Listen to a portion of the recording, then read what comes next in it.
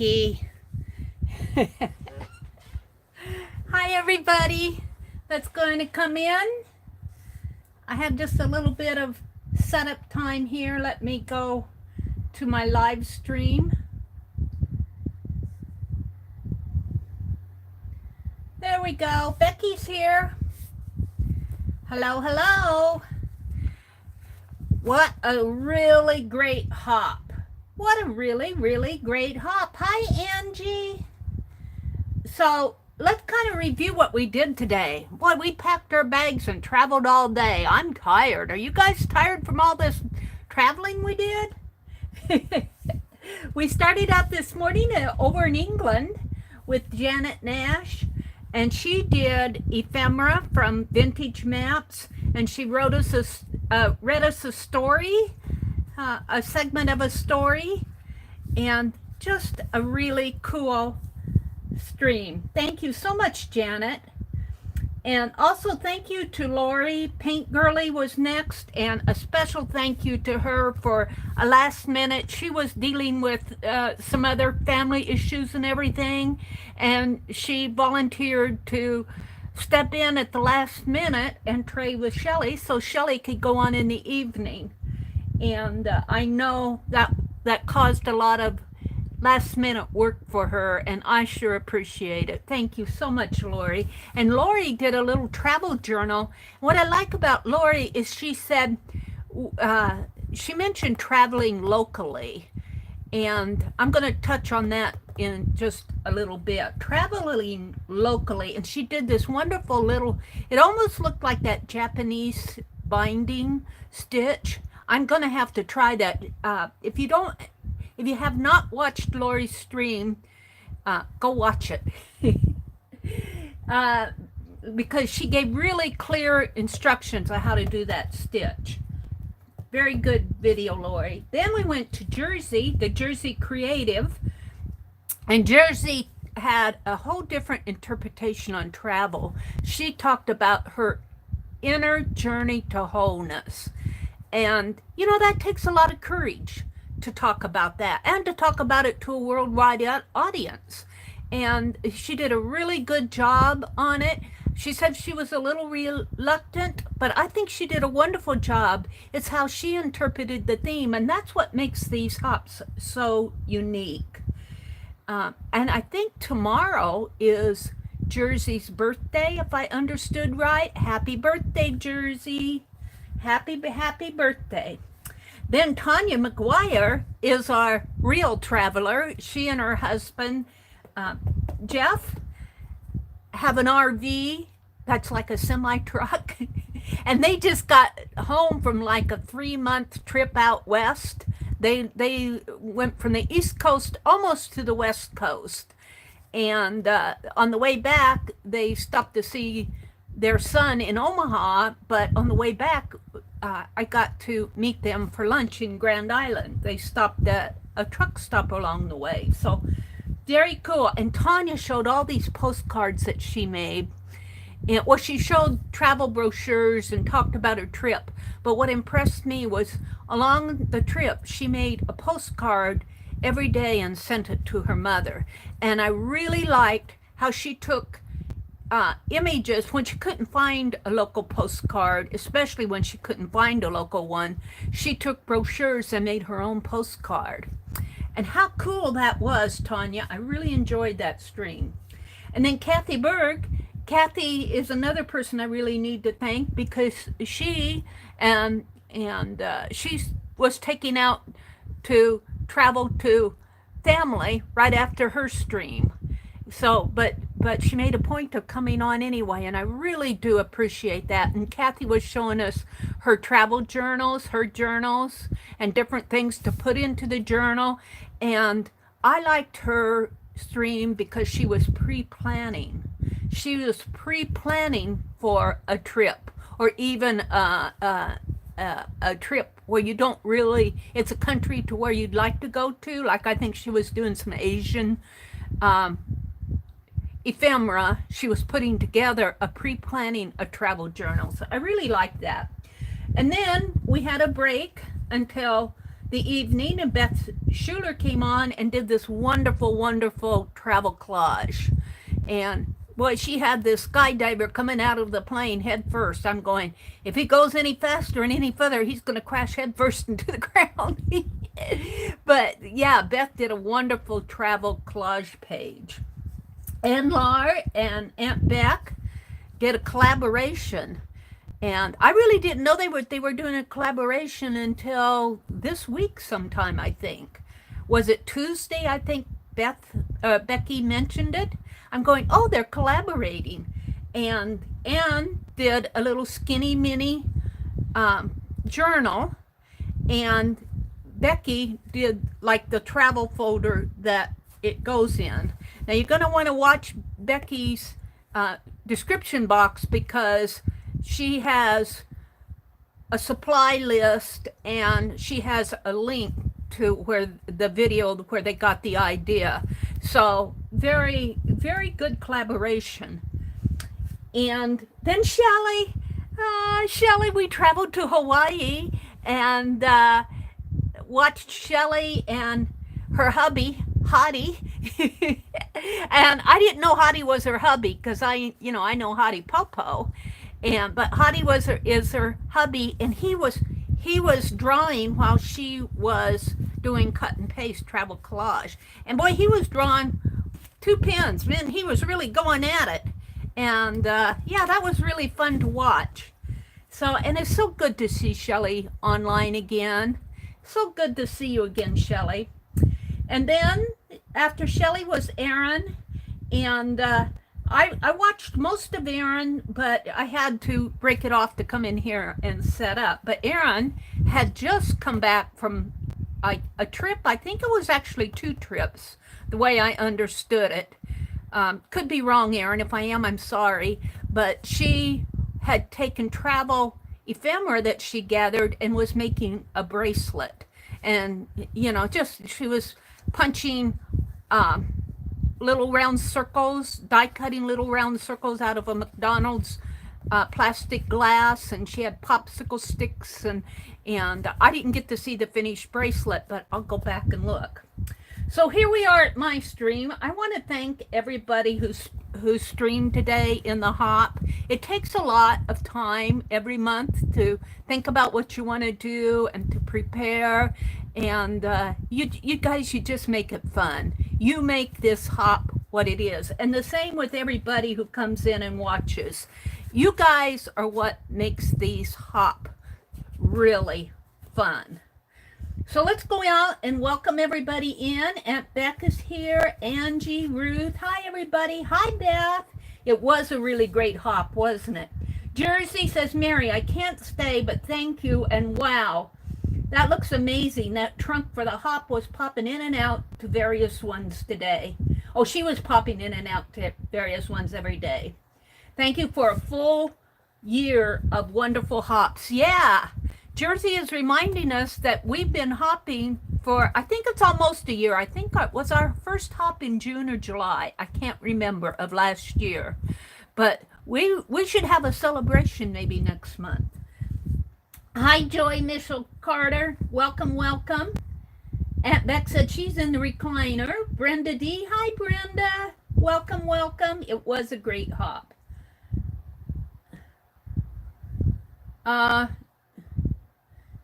Mary, are you having trouble going live, or is it not time yet? My head is in a fog. No, I'm live. Janet Baum. Let me message her.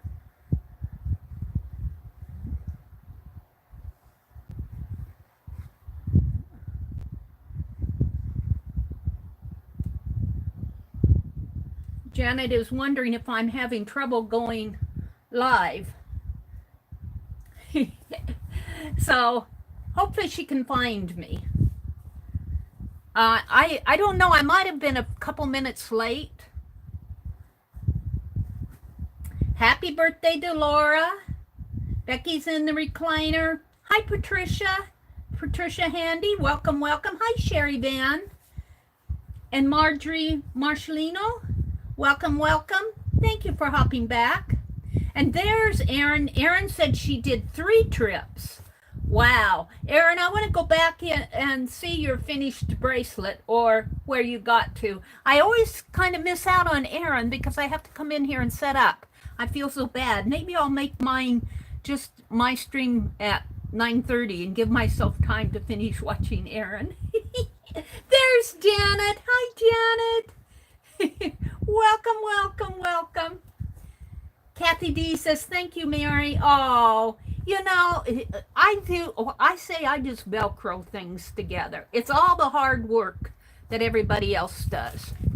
Well, tonight I'm going to work on a travel trunk, and this is actually a tea box that looks like this. This is a, oh, well, yeah, well, this will be okay. It's starting to come apart here, but I'm going to be gluing things together anyway, so I just went out and grabbed an empty box.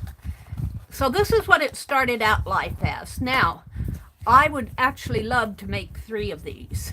This travel trunk, do you know, like in the 1800s, when they traveled by ship and by ocean, they'd have all these trunks.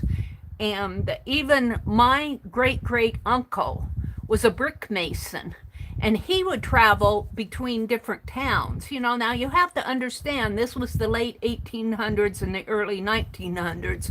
Their mode of transportation at best was probably, you know, the train between little towns, or maybe horse and buggy, maybe 1910 model, whatever, you know. But I have a trunk, a flat lidded trunk like this that belonged to my great uncle.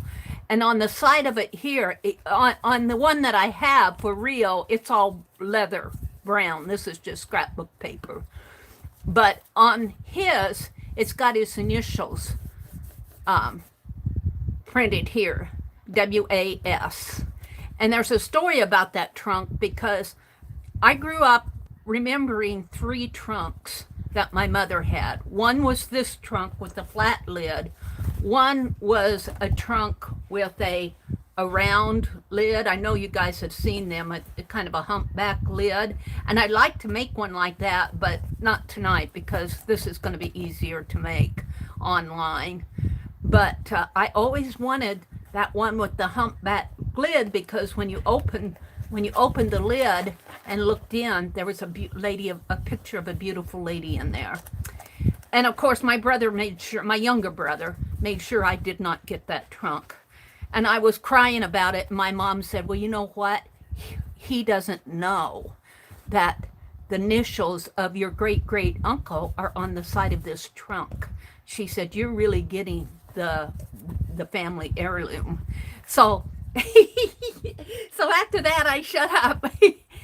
So that's what this trunk reminds me of. And he was probably in our local area where we live now in Nebraska. He helped build a lot of the old brick buildings that are still standing. So I'm going to do this online, but then also if you think about trunks and how they came up, well, and even traveled, those world travelers, they'd have those steamer trunks that stood on end. And I happen to have a cold brew iced tea, and I think I'm going to make a steamer trunk out of this and make this lid opens this way, but I think I'm going to glue this shut and have it open this way and make a steamer trunk. But this is going to be, these two are going to be, well, this I'm going to work on tonight, but the humpback one and the steamer trunk are going to be probably for other live streams. Aw, thank you, Janet. Hi, Renee, Red Wagon. So this is really quite easy to make. All I have is my tea box, one sheet of 12 by 12 paper, and I am using Paper Studio Hobby Lobby paper called Haberdashery. Hobby Lobby, the Paper Studio. And there's, yeah, I like it because it's kind of vintage, and I think I'm going to use this. I want something where the design will fade into the background. I don't want print. I could use that, but let's go with this one. I'm not going to spend all night deciding. And all I need is one sheet, unless I mess up, and then I'll need another sheet. One sheet. I was doing this in Becky's room today, and I was telling them I was working on the project tonight, but I wasn't going to tell them what it was yet. So now you guys know. Whoops, Penelope, I'm going to set her to the side here. And I also have, for here I have a key, and then I have a die cut of a lock. But I have a real key. I got these off of, these keys, I got them off of Amazon. And I just made it's not even a closure, it's just a decorative piece. Let me pull a key out here.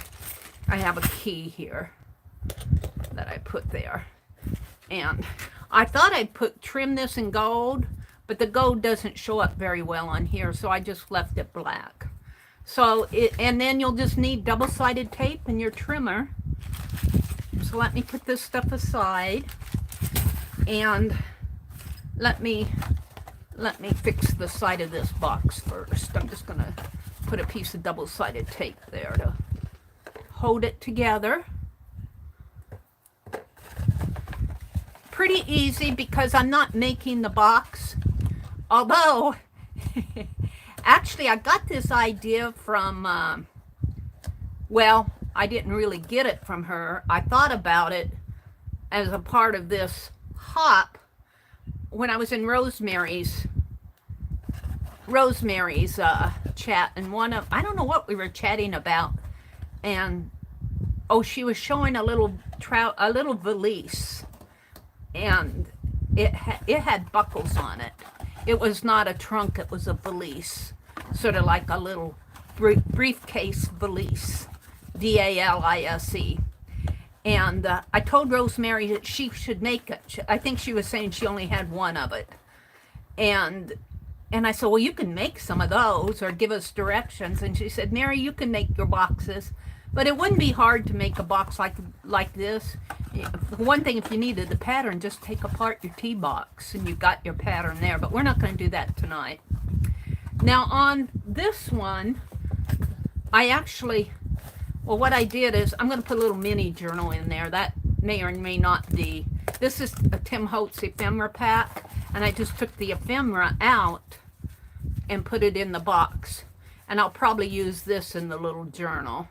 Just little ephemera. The pack is called Keepsakes.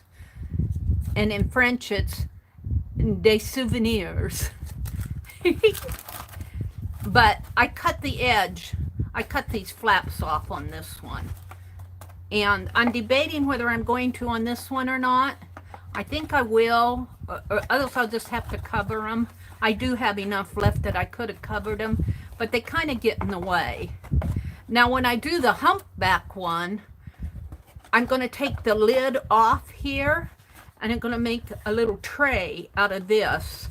And I'll put little, you know, like a little popsicle stick or something in there, so that tray, this will be a tray. I'll put another little edge like this on here after I cut it out, and it'll drop down into the box.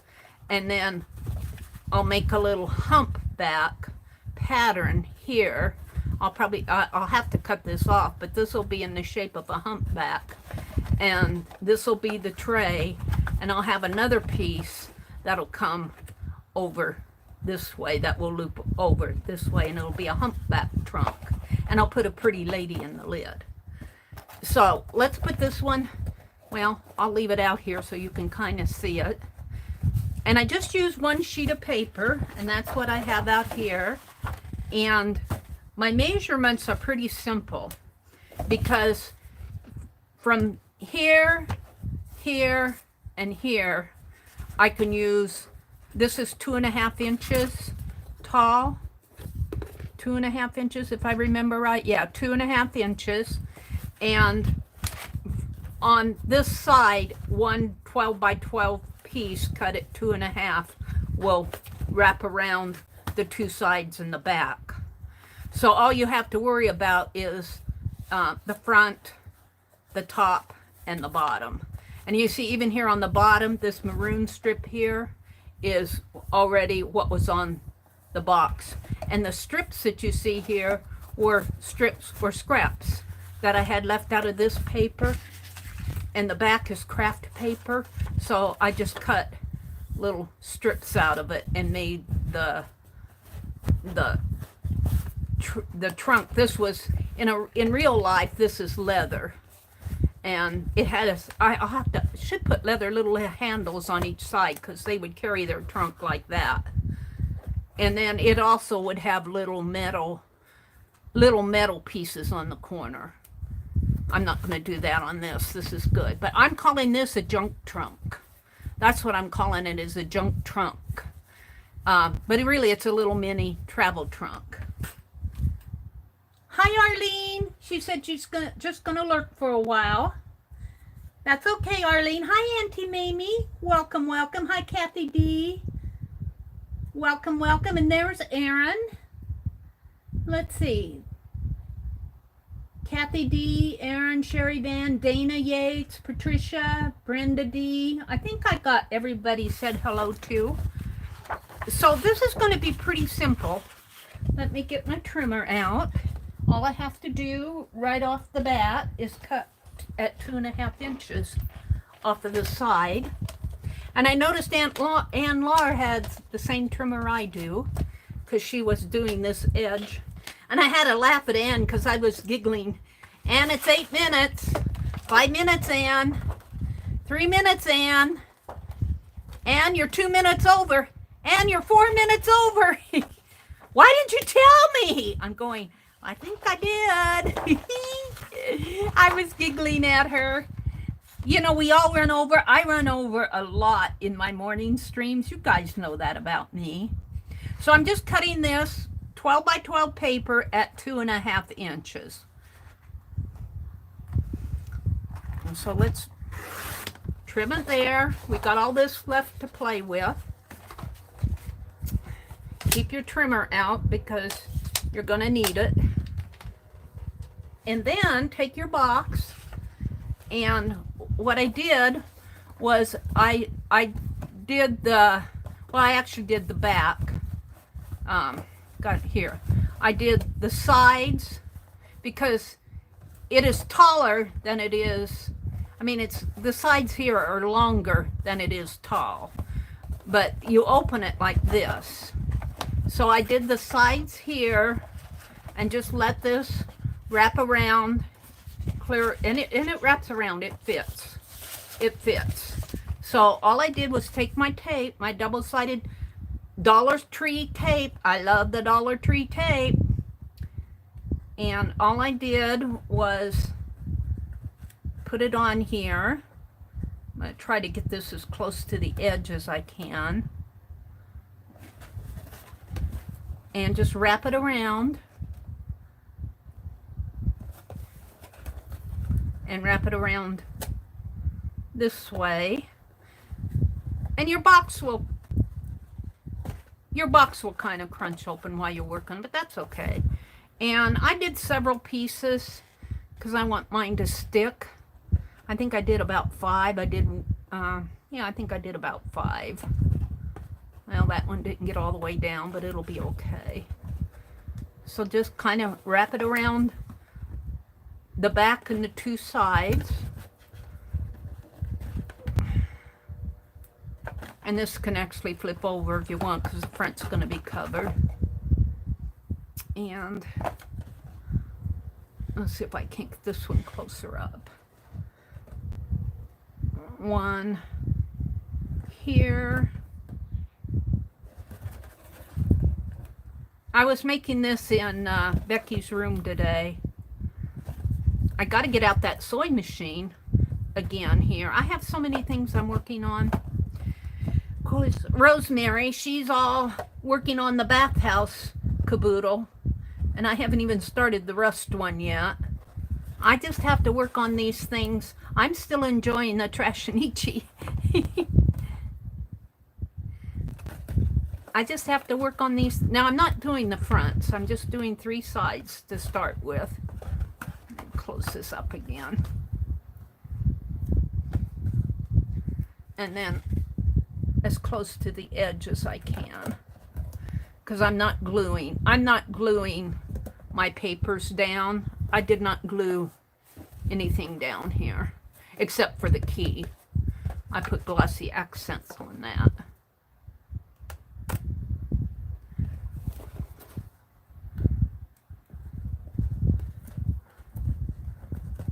So there's that, and then you do the what I call the Becky bend. You just take off a part of it. And when Becky makes cards, she'll pull a part of her release paper off and bend it over like that, and then she places her card, her mat, how she wants it, and then she takes the rest out. And I call that the Becky bend because I learned it from Becky. You put it this way and this way. Now this paper has a dark edge on the sides and the bottom, so, and I want that to go on the sides and the bottom, so I want this to go right in here as straight as I can get it, just like that. That's pretty good. And then take off the long side here.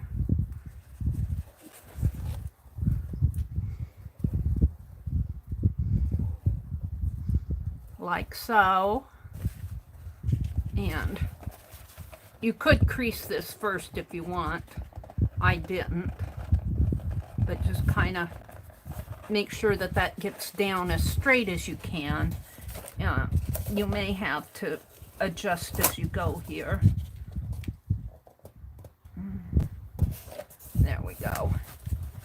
And I don't mind if a little shows, because I'll probably darken that with my pen anyway, my black pen. And just take off your release paper and keep folding it over. Now I have a little left here, and I'm going to leave that because I may want to bend it a little if I don't cut this. On this one, I didn't get it cut. I didn't have enough, and I got just a little. I had to mend this corner here, but you wouldn't know unless I told you. So I'm going to leave this for now. So now all I have left is the top and the bottom, which are the same size, and the front. So I think this is 5.5. Let me throw all these little papers away.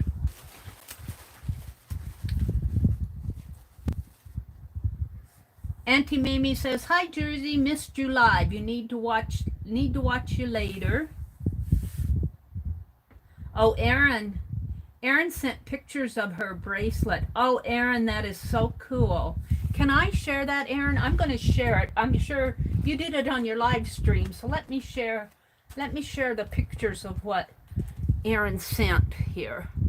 Can I enlarge that? I think I can. Erin's bracelet, will it flip? Flip, flip, flip, flip. Are you going to flip? No. Oh, there it flipped. Now, there. Erin's bracelet, the first one. Let me stand up because I never can see what you guys are seeing. This might be a little off center, but no, I think, because see, she's got that, where did it go? Yeah. Come on. It has to catch up. It has to, I lag. My tablet lags behind my, you can see the lag on my screen here. Come on. Come on, come on, come on. Flip, flip, flip. I'm getting there. And let's see, I'm in my video here. Wait, let's go back to Erin. Now I need this. There. There's Erin's bracelet. Isn't that cool? And see right in here, it says the plastic cup. Can you read that? It says plastic cup. And she punched all of these out. And she made the little, these are, I think, out of hotel card keys. And you can barely see her little popsicle stick that she stenciled it with punchinella and gold. Let's see, with the other one here. Let's see, is it here? Let me go to the other one. I think I showed you the bottom one. Flip, flip, flip. This is the other one. I don't know if I'm going to get it to flip. But if you look at it this way, this is what she sent. That is so cool, Erin. Wow. Thank you so much for sharing that. I shared it with the world. I hope you don't mind. Well, I got to get back to my chat here. Where am I going? Let's see. Let's put this there. There we are. Now I need to get back to my video. There we go. Very nice, Erin. Yeah, we enjoyed your session. Angie said she's going to go. I'll see you later. Bye, Angie. She put pics in Fibsville. If you're not a part of the Fibsville Facebook group, Fibsville Friends, it's on Facebook, FIBSVILLE Friends. Violet started it, and Janet is helping her administer it. So they are very nice, Erin. They looked like they were fun to make. Now I said this is 5.5, I believe, by 3. 5.5 by 3, and I need 2 of them. And let me get the paper. So 5.5 by 5.5 is 11. So I think all I have to do is cut 3 inches and then cut it in half. Well, not quite half, because this is 12-inch paper. But I'll cut it at 3 here. Cut it at 3.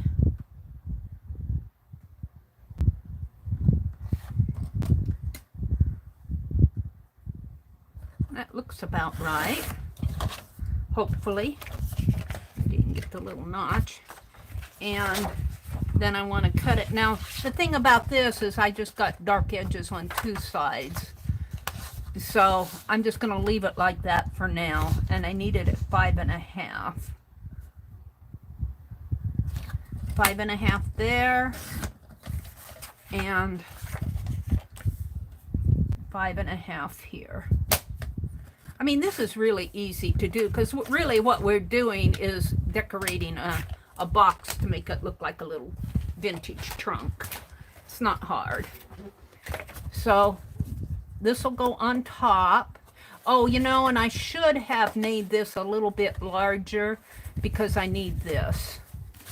So I'll have to cut a strip for this. Or yeah, I want that. I could just make it black. I might just paint that out black. Let's do that. Let's just use my marker. My big marker. Big marker. Where did it go? Here's one.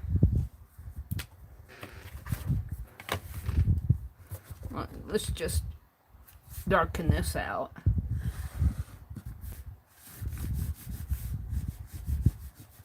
I mean, you can do what you want here, but I just don't want to cut another strip for this. And this box must have a little gloss on it because my pen is streaking. Let's just...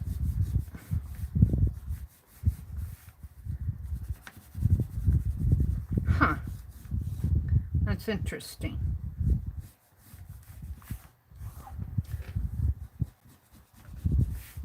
I don't like that.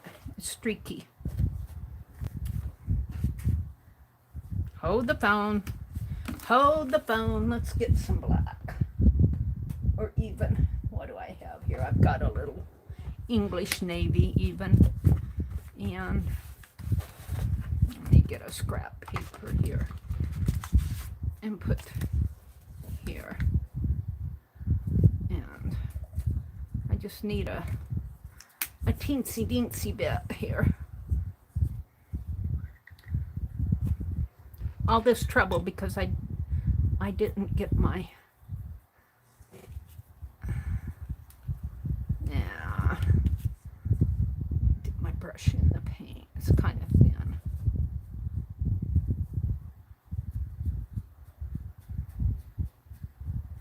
I'm just gonna paint this lid out a little here.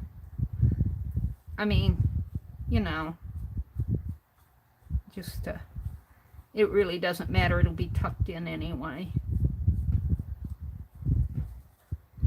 All right. Let me dry that. It's still a little streaky there, but I'll let it dry and maybe give it another coat later. Whenever I go into Becky's room, I have to move my heat gun around, all around, because it's in the way of my phone where I put it, where I'm doing my phone. Let me dry this real fast. Still a little streaky there. I'll give it another coat.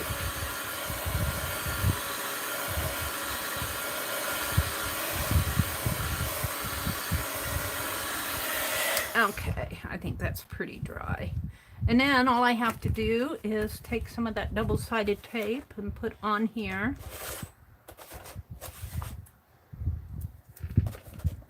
Fairly easy, easy peasy. Let's just do it this way.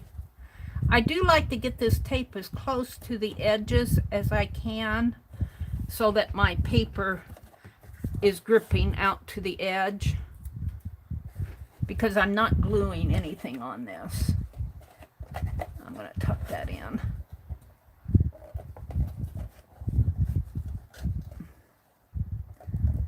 Yeah, I can't see where I'm going.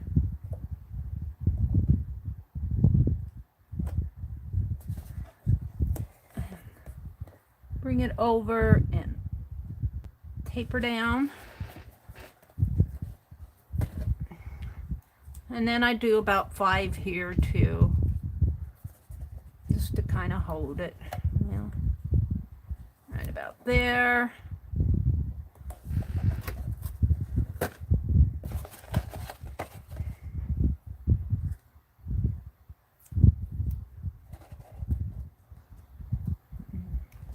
A center one.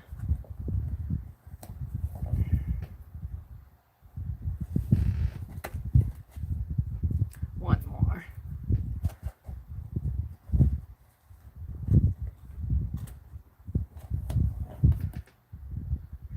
Yeah, I think it'll be fun to make the humpback trunk and the steamer trunk, but I'm not going to attempt all that in one setting.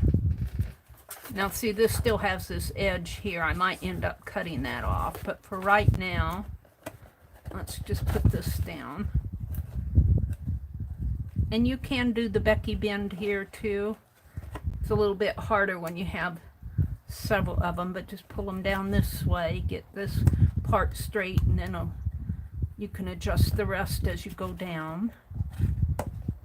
Do the Becky bend. The Becky bend, let's do the Becky bend. Do, do, do, do, do, do. Becky says, what is the Becky bend? Becky knows. Okay, then just kind of get this straight on your, and you might have a little showing, but you can always put tape or washi tape, or, because see, I didn't wrap this around. Or I can put a black line there. I did pretty good on this one. But let's pull these out. Erin was saying how her hands were shaky because she was tired. And I go, man, when I work out in the yard and then come in and try to stream, my left hand gets tired.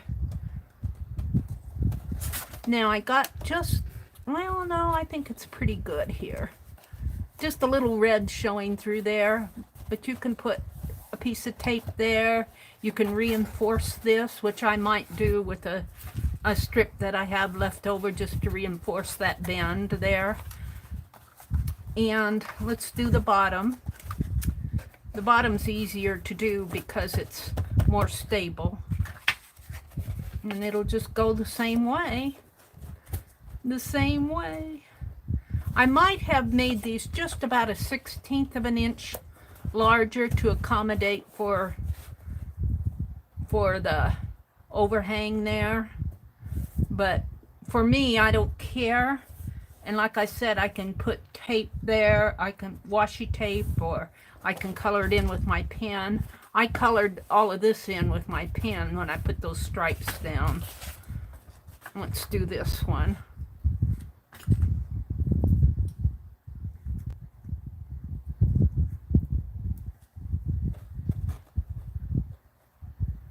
Auntie Mamie says it's time to call it a night. I just wanted to stop in briefly and say thank you to the merry band of streamers for today's hop. Well, you're welcome, and Aunt Beck says I'm glad you enjoyed the hop. And Erin says good night, Auntie Mamie. You guys are so good. When you guys come and watch the hop and support the people who stream, that is so encouraging, because you guys, as people who come and watch the stream, you're a big part of making these hops a success, the success that they are. And the Friday night one has been going great guns. I think Friday night is a good night to hop. And I have to tell you, I might not. No, I can cover this whole thing. On this one, I didn't have a big enough piece. I did not cover the whole thing, but on this one, I cut it large enough to cover it all, so I'm good. But you guys are a big part of these hops. You are what, when you come and watch and support the channel, support the people that are streaming, that's encouraging, and you guys are a big part of making these hops a success. Now, I do think I'm going to have to trim. No, I can't decide. I guess it's on the bottom, so we'll see how it goes.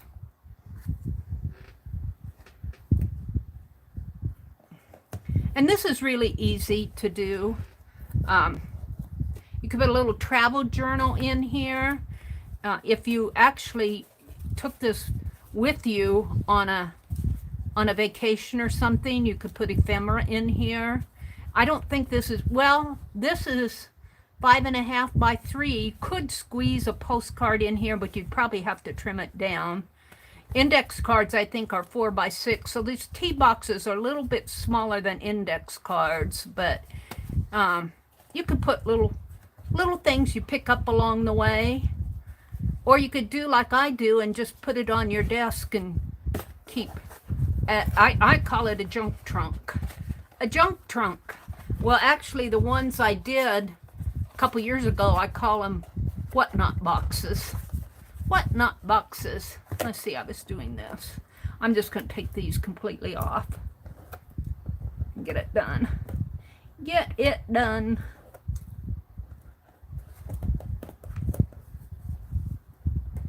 Did I take that off? No.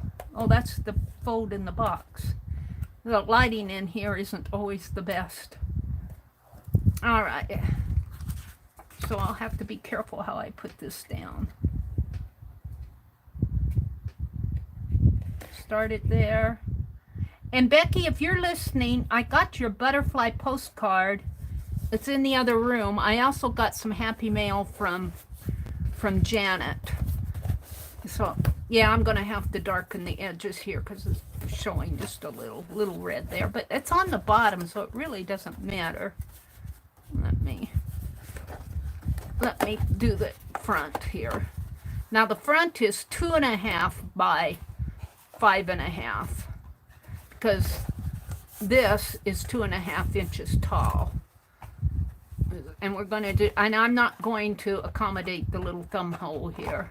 We're just going to cover that up. So I have plenty of paper left here, but I want to cut it along the dark edge. So 2.5 by 5.5. And I'm just going to cut a strip at 2.5 here. 2.5.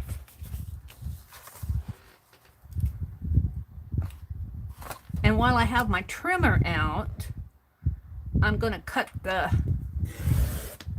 strips here, and I think I made these a 1/2 inch. They don't look a 1/2 inch, but I've got those dark lines on them.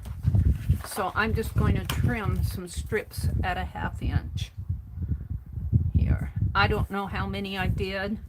I just did until I didn't need any more. So I'm going to do about 4 here. One. No, I don't need them at a 1/2 inch. I need them at the width of this tape. This might be too big. Wait, hold it.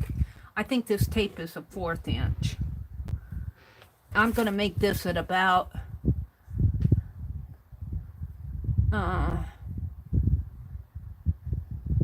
3/8. 3/8. It's hard to tell. Well, let's try a, yeah, I think about 3/8.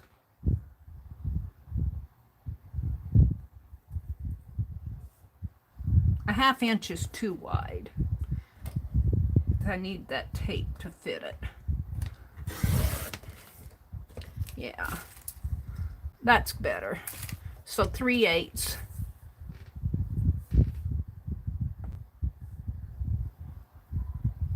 And maybe I'll cut 4 of them. I might need, well, maybe 5.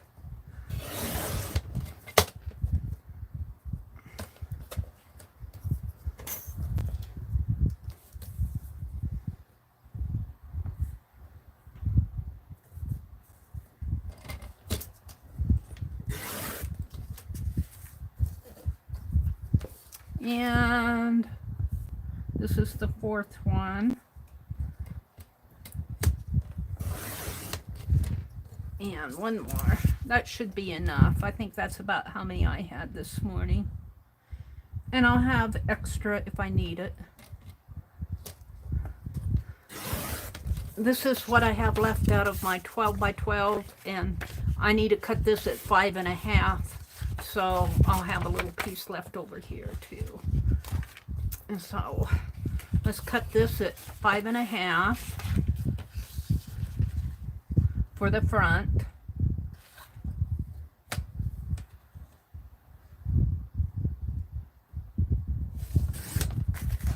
And I think I'm done with my trimmer, but I'm not sure. And I think I'm going to cut this off here, because this I think will fit. Well, I think this will fit fine. I'm going to trim. I'm going to trim this off. I kept it there because I thought I might need it. Let's just trim it off here a little, as neat as I can. And let's trim the flaps out of here. I don't want these flaps any longer. You might consider covering them depending on how you're going to use your box. I think they help the lid stay on a little better because they provide that extra strength in there, but I cut them off because I'm not going to bother covering them.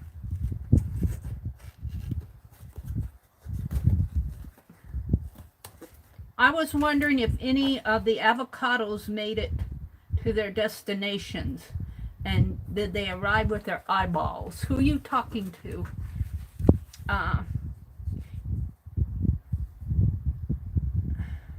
Avocados, the postcard. Oh, you did avocado postcards, didn't you? Have you heard? I got a butterfly postcard. I didn't get an avocado one, so I can't answer for that. I'm going to trim this off just a teeny bit too. It's overhanging a little. Becky does wonderful mail art, let me tell you. All right, now I just have to put tape on the front here. And the same way, this is not hard. This is not hard now, but I am going to stop at the thumb hole here, so I don't have that tape going across this, causing sticky piece there. So let's put it there, in there. I try to, like I say, I try to get it as close to the edge as possible because I'm not gluing anything down here. So my edges are not glued out to the edge. They're taped. And I'm trying to get the tape as close to the edge as possible so that my paper will stick to the edge of the box. So, and I put about 5 on there. This is dollar store double-sided tape, and that's what I like about it, because I'm not concerned whether it's, somebody said they looked at the package and that it said it was acid-free. Let's see, do I have a package here? Let me pull a package out here. Double-sided tape, archival, acid-free. So this says it's acid-free. So that's good to know. I would take a pen and test it though. You can test the acidity. I put it down on a piece of paper and take a pen. You can get a pen that you can test how much acid is in this stuff. You used to be able to buy those at scrapbook stores. Those acid-free test pens that... Alright, let's take this off. And I'm just going to pull it all out again. We're not going to do any Becky bends on this. And, come on. Yeah. This is where I fight with the double-sided tape, is getting this release paper off. I'm getting so now I can just get my fingernail under it and pull. Okay, now I think I used this piece. And we're just going to put it right up to the side here. And down the... Let's make sure I get the top of it.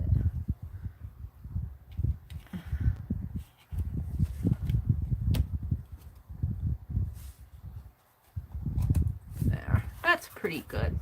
I got a little white showing there, but I'll mark that out. Well, I didn't get it exactly straight here. I don't think I might be able to. No, it's one and done. But we'll put black along the edge there and edge it out. It'll look like I meant to do it.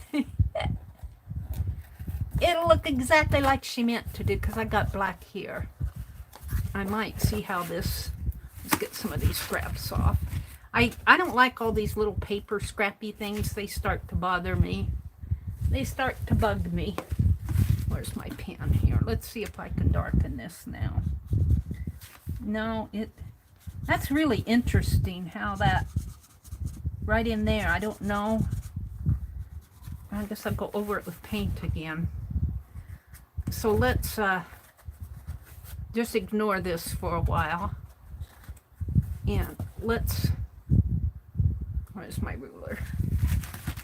I use my plastic ruler and I get it all doity.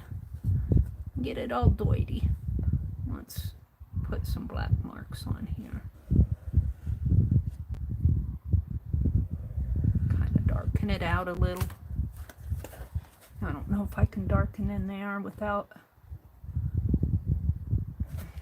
Maybe on the side here.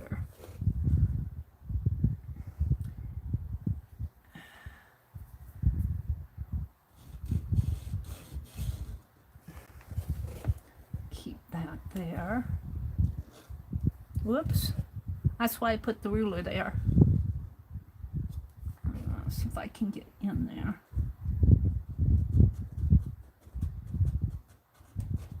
Oops. Keep that ruler there, Mary. I'm trying to get that white. It's the white showing through there. I guess I'll just live with it. It's not too bad. Let's do it up at the top. And what's happening here is this is bending. I don't know if I can... get that or not. I need something in there.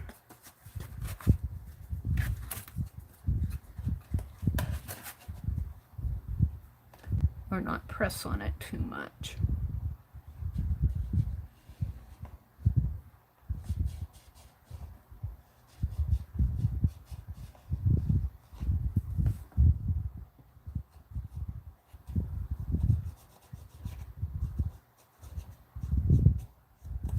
There.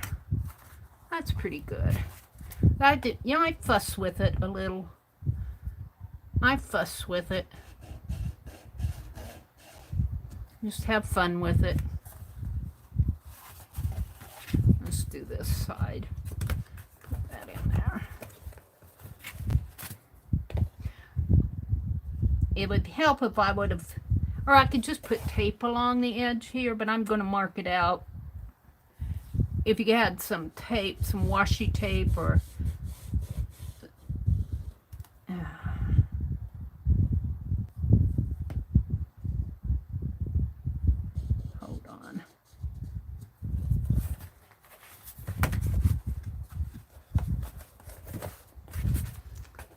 I fuss with it. I'm always happy with it in the end. Let's see where I'm going. I get my ruler plenty dirty, that's for sure.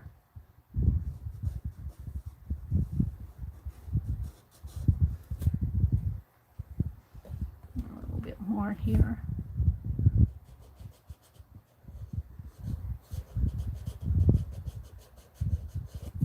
Tape would probably work better, but let Mary finish her black lines. I'm really marking up my ruler. Plastic, this ink kind of sinks into the plastic on the metal ones. I can wipe it right off. Can't get in there. My pen.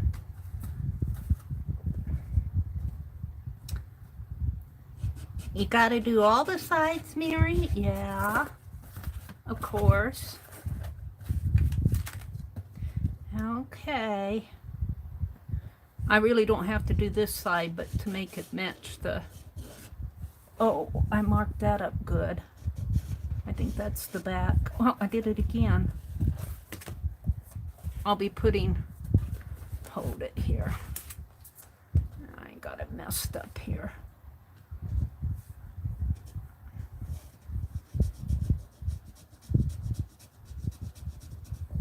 A little darker here. It's on the side, it won't matter. Nobody will know. Nobody will be the wiser. Let's do this one here first. This is where I didn't get tape right up to the edge. There.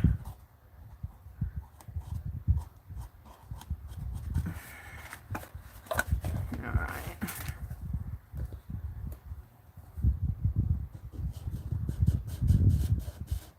And I'm kind of doing this a little faster tonight. I might go a little slower if I were doing this by myself. Can't see. I also had more light today. And then this, I'm gonna bend out flat.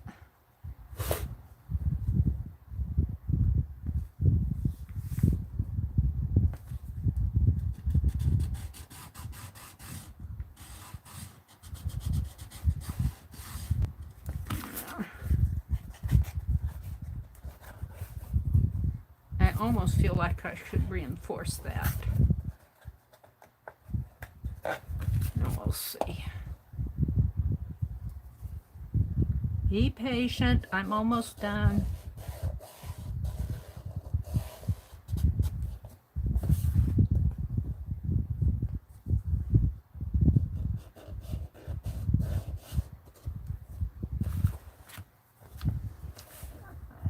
Hold on to this.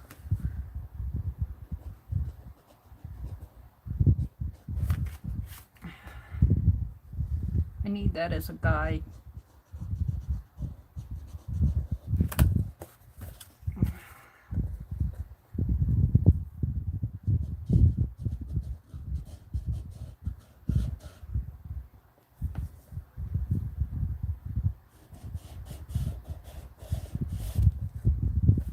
I think I got it all except for the back here. A lot of lines on here. What? 6 sides and four borders on each side. 6 times 4 is 24.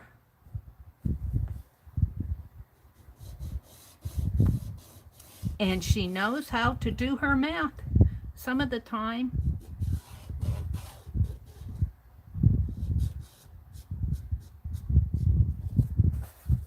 One more, and we'll call it done.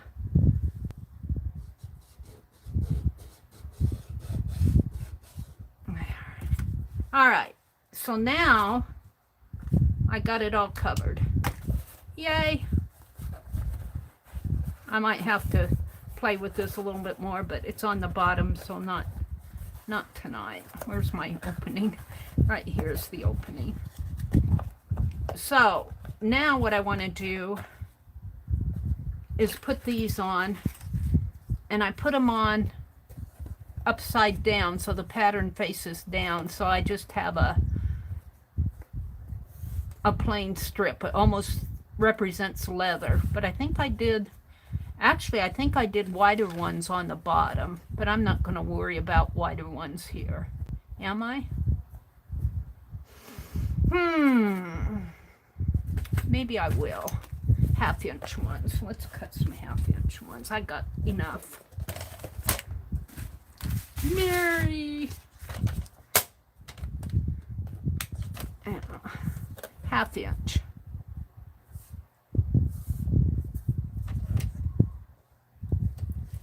I tell the people that stream that if they don't get their project done in a 1/2 an hour, that's perfectly okay. I know I take longer than a 1/2 an hour, but I go last. And so not everybody stays for my whole stream because it's bedtime, Mary.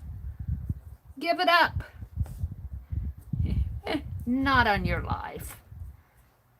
And then I find if I got just a little bit of paper left here and I'm trying to cut, if I use my palette knife, I don't have my palette knife, but use something to kind of get in there and hold it while I flip this down, that helps keep it straight. Usually I'm using my palette knife under there. And this is just a little bit, I don't know if I can trim that off at a 1/2-inch or not. This is a little too, and even the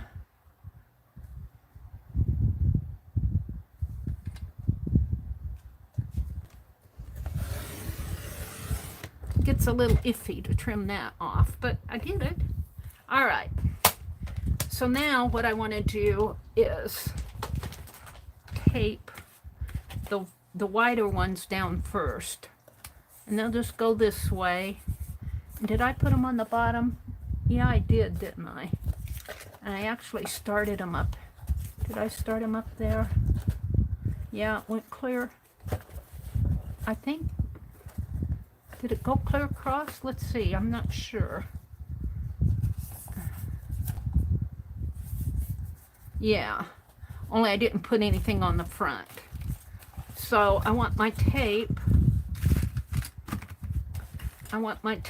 to go on the pattern side. It's going to be, pattern side is going to be facing down.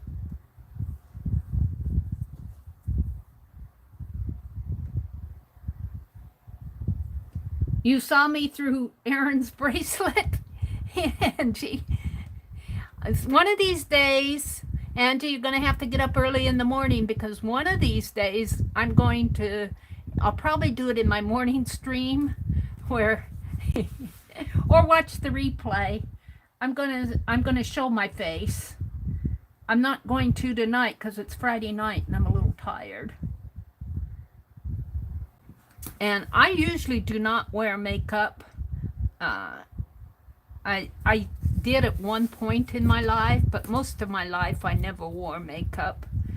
It just got too much for me to hot and sweaty and yucky. And all right, now this is a little bit more narrow than my tape, so I'm going to take this strip off completely. And I'll have to be careful if I can get it off, that is. Come on.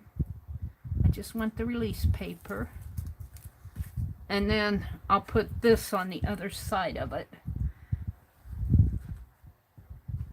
Hopefully.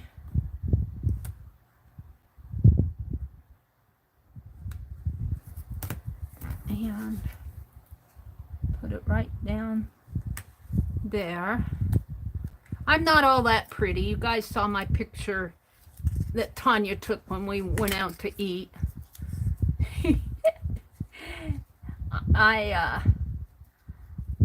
My sister was the pretty girl in the family. My sister was pretty. She was a pretty girl, and she was, of course, we were in a small school, but she was, see, I didn't have that centered. She was president of the pep club. She was a cheerleader. She valedictorian of her class. She was everything I wanted to be. Even, she was good in art, but she didn't continue it. And when I tried to get her to do some art with me later in life, she wouldn't have anything to do with it. Let's put this right here. And bring it across as straight as possible. I have a crooked eye, but these lines are kind of keeping me lined up. And bring it this way. And I got a little something on that. And bring it this way. And I have a little piece left over that I can put release paper on after I snip it. I'm not going to put it, this is the front. I'm not going to put anything on the front because on the front I have the key and the lock. So I might want this later. So let's strip it. Let's snip this. And this is reminiscent of my great Uncle Billy's trunk. It's about how it looked. That's about how it looked with the, except he had leather handles on here. I'm going to have to get some leather strips and make little leather handles for it. Let's see, I want to put some release paper on the back of this. I threw all my release paper away.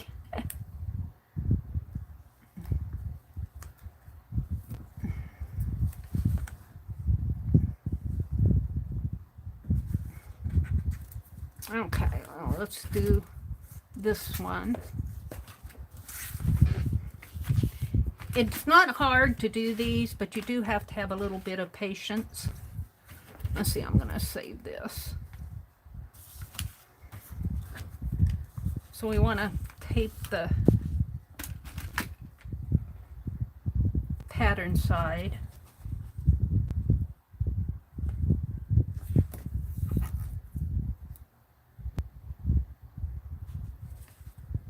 Yeah, my sister was the pretty one in the family. Good night, Janet. Have a good night. Thanks for being our mod tonight. Sure did appreciate it. Aunt Beck said she's too pooped to party any longer. She's saying good night too. Janet and Becky are both on the Eastern time zone, so it's 10:30 there, or 11:30 there, almost 10:30 here. I'll probably stop as soon as I get my trunk made here. I'm not going to go all night. I'm not going all night. Am I going off here? A little. Can I adjust it? Sometimes if you don't press this down, you can pull it up a little and readjust it, but then you can stick your fingers on it too.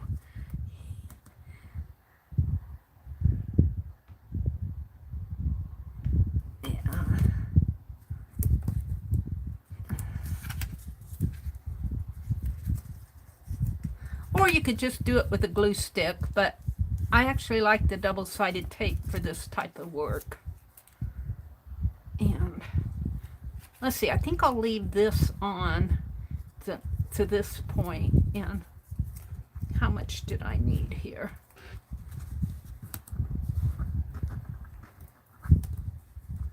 Let's take this and put it right there to kind of keep that end. All right, and let's take this off.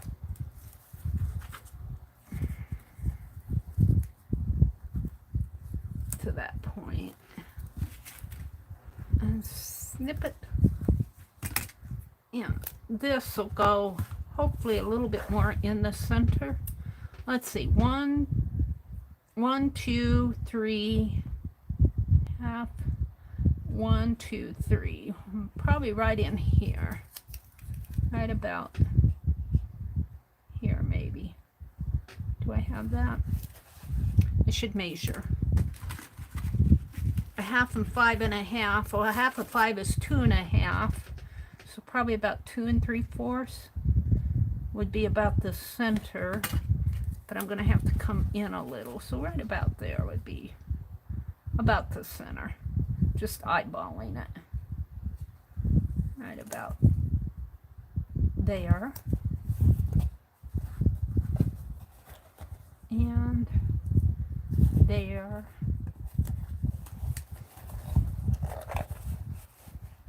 You were a cheerleader growing up, Angie? Very cool. Well, there's Deborah Brown. Hi, Deborah. Welcome, welcome, Deborah Brown. Somehow I always miss Deborah Brown when she comes into chat. I don't know how that happens, Deborah. Somehow I'm always missing you, but I caught you twice today, didn't I? I think I caught you in the morning chat. And this is a little crooked, but that's okay. It's just for me, and I'll go over it with black anyway. Let's see if I can trim that out a little. Yeah.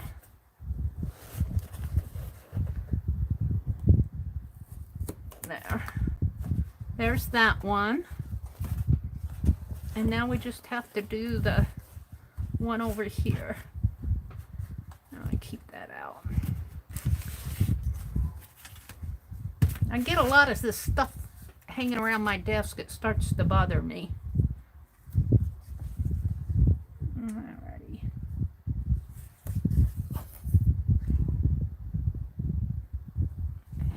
See, I don't have that tape straight. I got a crooked eye, I say. I got a crooked eye. And I take this off to about to there. About to there.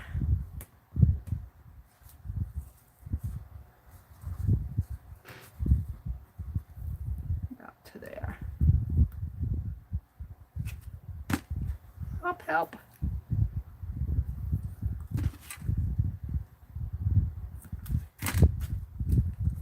And let's do the other side. For me, this doesn't have to be perfect, and I'm just making this for me. I'm not trying to make stuff that I'm gonna sell or anything. It's a junk trunk. When you go traveling, you can put your little bits and pieces, like Erin saved all those little pieces that she made her bracelet, her beautiful bracelet out of. Of course, you have to take your junk trunk with you if you go traveling. All right, so this I got about a little under a ½ inch. So right about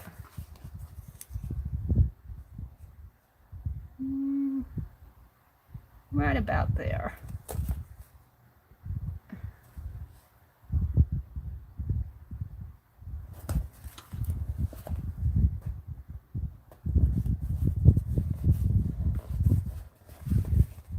You know, you got to allow for this stuff to bend in here.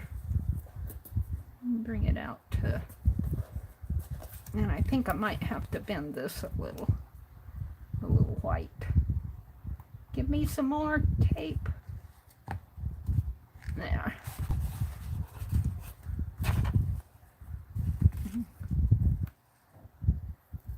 Trim it off. All right. Pretty cool.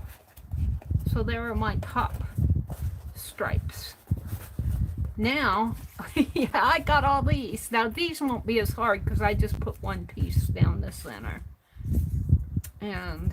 But I do have to split it here.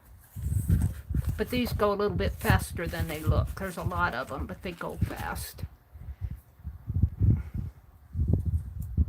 So put it on the pattern side. I made a mistake this morning by putting my tape on the plane.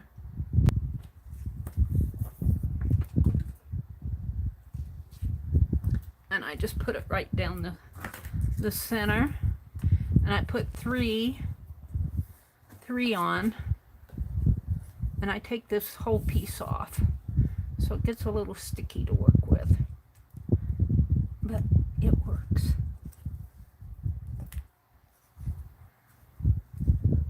Let's put it in the center first. So probably right about, I'm guessing, now might need to go over just a bit. Right about in there. And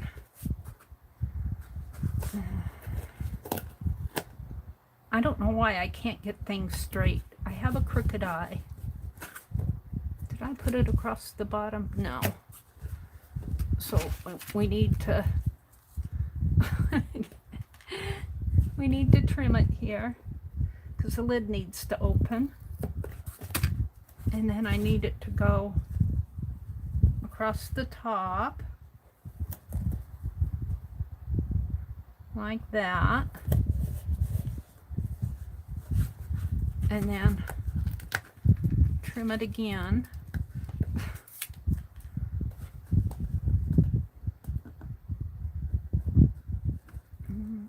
Right there. And then down the side. And cut it. Now I'm not going to save this. Alright. Now to do one on each side. And then I did one across the back here. So one here. This is a narrow one. Let's use a wider one. I think that was the end. That was the one I cut too thin. All right. Let's get rid of these. Paint toenails. Angie's painting her toenails while she's watching.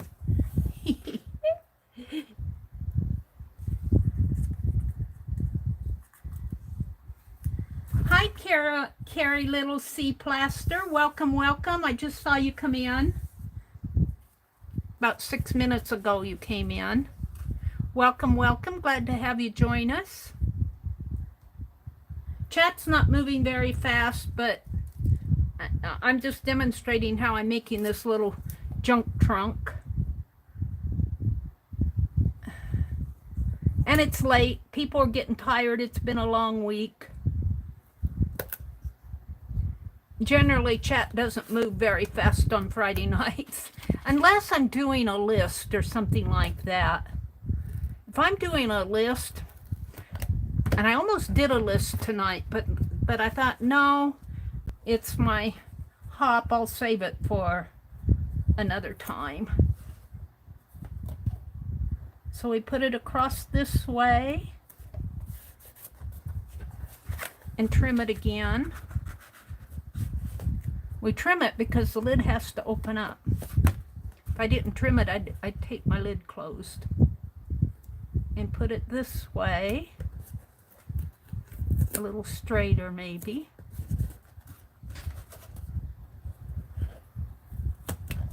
And I'm not saving this little bit here.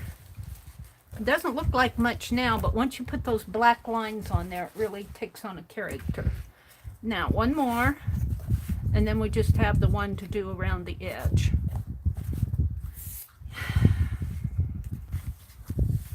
And I'll have 2 junk trunks to put all my junk in.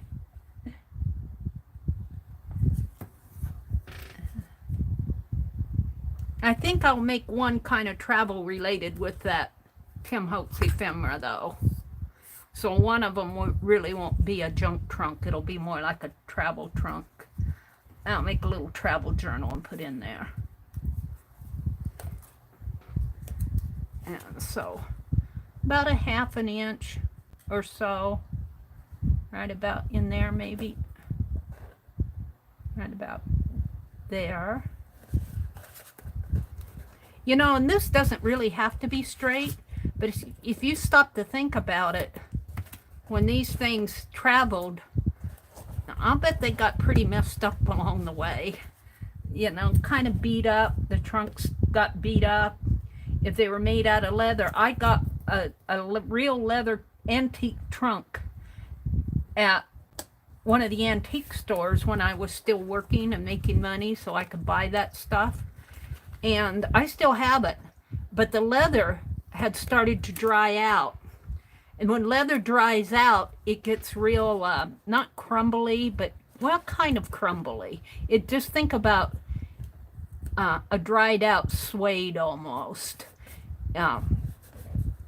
It was not good. And I tried to oil it up a little, and I think that helped it, but who knows? I still have it. I don't know what condition it might be in today. Now, I want to put a piece around the edges and the back. And I don't know, do I have enough to go? I think I do. One piece that goes around this way. And that will be the last of this. It really didn't take that long to do.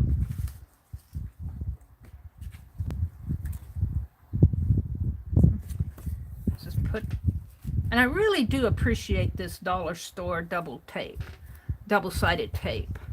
I use and use and use this tape. And use and use and use and use and use it. So I want it to go about approximately halfway. Doesn't have to be exactly half. And this I don't have to clip because this is just wrapping around the sides and the back.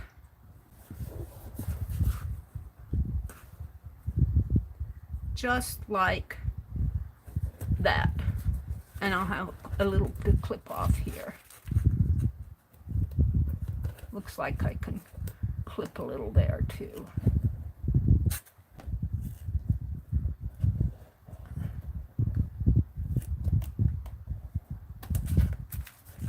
No, that's not too good. There. Now, one last thing to do, and this will take a little longer, is here's my trunk, and I'll put this before I leave tonight. I can't do it until I leave or until I'm done with it. I'll put this down on it, and I'll take my key and glue down on it, and that'll just be kind of a decorative piece. But what I want to do here, let's get rid of all my little scrappies that get in my way. They're all over the place. Scraps all over the place, drive me nuts. All right, get my dirty ruler out. And this, I don't know if that's gonna stick. It should be sticking. And let's rule some of these. And I do that with these are the Pen Plus gear I get at Walmart. They're just the medium point marker. Permanent ink. You get 2 of them for like 88 cents. But now, see, I'm going to mark the long way clear across this way. Let's mark it. And this is easier than doing the edges. Mark it that way. Mark this side. And do all three of them. It really doesn't take that long to do. It's just, it looks harder than it is. Go this way. And one more. You see, it starts to look like a leather strap, kind of, sort of. It's just a little junk trunk to put your little bits and bops in. Oops, I went off a little there. Let's go back and mark that.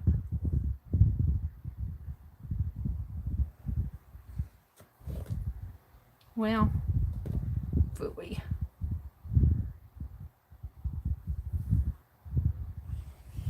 This one will be a little wider. It's not too bad. Not too good either. There. As much as I'm going to fool with that. That way. And then on the ones going across, I only do little short marks in between. Like that. So it looks like it's underneath.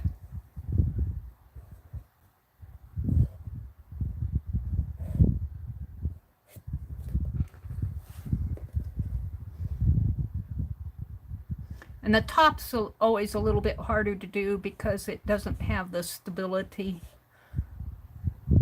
You know, you're pressing down on the lid. But it's not that hard either. Little travel trunk. What do you put in your trunk when you travel? Well, you put in extra change of clothes. I'd be putting all sorts of art stuff in there. Probably going over the weight limit. Ha! I know when I went to, I did do a little traveling when I could afford it. In 1998, I went on a needlework tour to London, to England. They took us to the Cotswolds, and they took us to different places, the Victoria and Albert Museum, and took us all different places, took us up to Wales, and I think it was Wales. They took us up to Bath, where they have those big civic buildings that are in a kind of a semicircle. That's what I remember about Bath. Took us to a lot of museums and flea markets and stuff like that. It was fun. We were there for a week. But, you know, I packed like I was going to be there for a year. And I remember, not only did I have my big, huge duffel bag packed full, I think you could probably carry more back then. This was in 1998, so it was before all the, you know, all the regulations for everything. But I remember that lady telling me that bag was awful heavy. He said, you mean, you may have not needed to pack so much. I remember that. I was afraid she was going to make me unpack it right then and there. But she didn't. She lugged it up on the counter. And I got everything home. And they were telling us if we were planning on buying, of course, you know, you have to go through customs. And they said if you plan on buying anything and bringing it home, make sure you pack an empty case. You know, take along an empty case. I can't remember if I did that or not. Leaving a suitcase empty was not something I normally would do. And then when I was a freshman in college, I went with a group to Mexico. That was we drove there. We were a sponsored trip. You know, we were kids, you know. and well, teenage kids. And at that time we were called teenagers. I don't remember how much I took there, but we went in cars, so can't have taken a whole lot. I didn't have a big old steamer trunk, though. I can tell you that.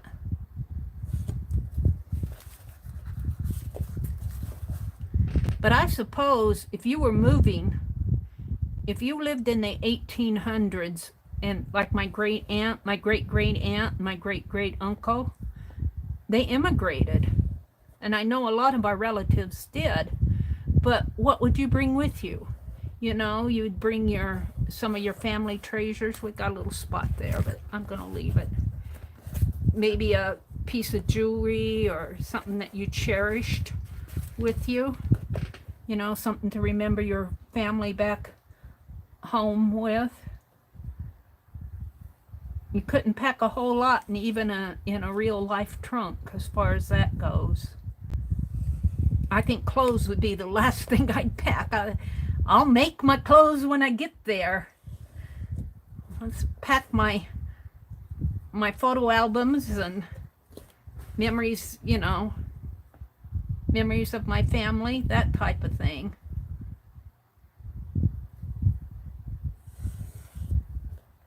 My ruler's dirty from doing this. I'm going to have to clean my ruler off. Alrighty, that's the last one. There we go. Oh, is that the bottom? This is the top. So now, I didn't mark the edge here. Let's mark this.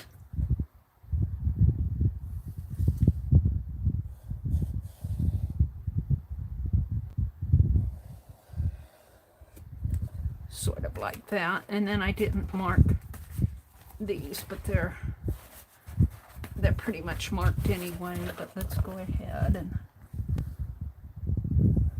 mark it across.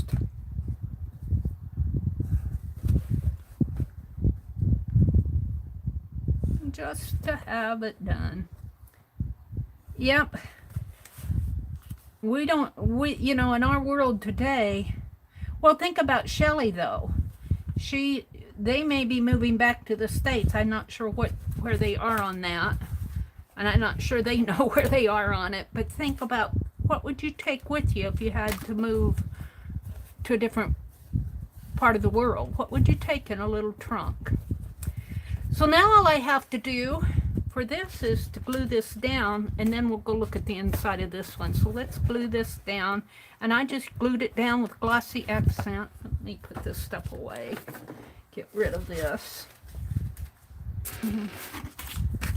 Got a few extra bits and bobs here.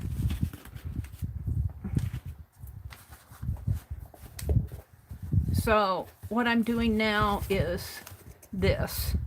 And I'm just going to tack this down with glossy accent, and then this will be the last of what I'm doing on this piece, and then I'm going to go back and work with this. But the inside, right now I'm not covering the inside any. Right now I'm just leaving it. Let's trim it up a little here.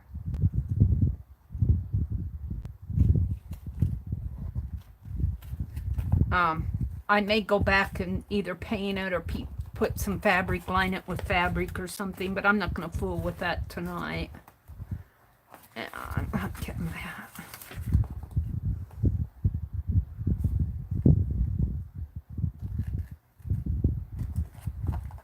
Come on. I need my smaller scissors. I guess I could go at it this way. I have a hard time going this way, though. Feel like I'm doing it left-handed.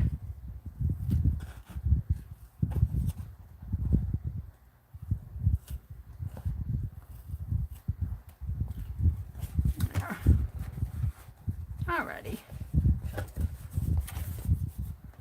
So let's glue this down with my, hopefully I got this cleaned out enough I won't have to fool with it.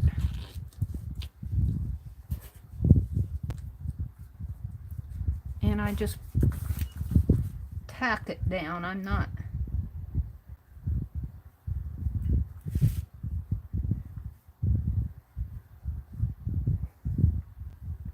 too worried about it.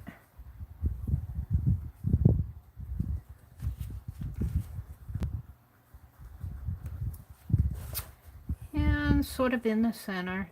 Now these pieces are made with little brass holes in the ends. Well, I don't, yeah, I guess I can't tell if there's one there. There's one here. So they're made to put a little brad in right there, but I'm not doing that. And then I'll just take my key and put over here. And the way I did this, I just poured the glue. I made a stream of glue, and then I just filled in the little keyhole there. Let me turn this paper over.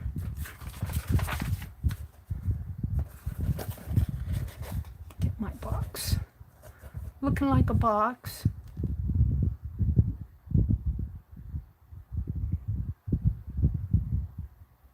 Yeah, I just put a little stream of glue there, glossy accent. Glossy accent will hold these metal bits and pieces. I want to put a little bit more down here at this end. And then I just plop it on there, straighten it out a little, make it look like it belongs. And then what I actually did was fill in these spaces with glossy accent to hold it in place. And set it aside and let it dry. And it holds it really good. I'm just putting glossy accent along the edge there. I think I'll just leave it like that. So, I'm just about done. Let's just set this aside. It'll dry. I'll look at it in the morning. Let's go back and look on the inside of this. I thought maybe what I would do is take this and make a little mini journal. And I have pages here. I mean, I have all sorts of ephemera. I have tickets. You know, this is his ephemera pack.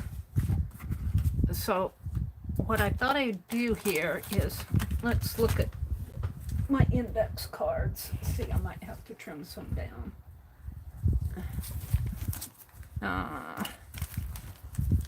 Maybe well, some of this is, I guess I'd rather have it go this way. Let's take this out and let's look at this. I'm just going to tear this off.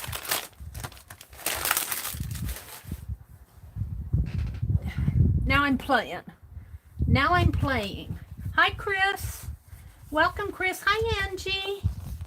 Or Allie K. Hi, Allie K.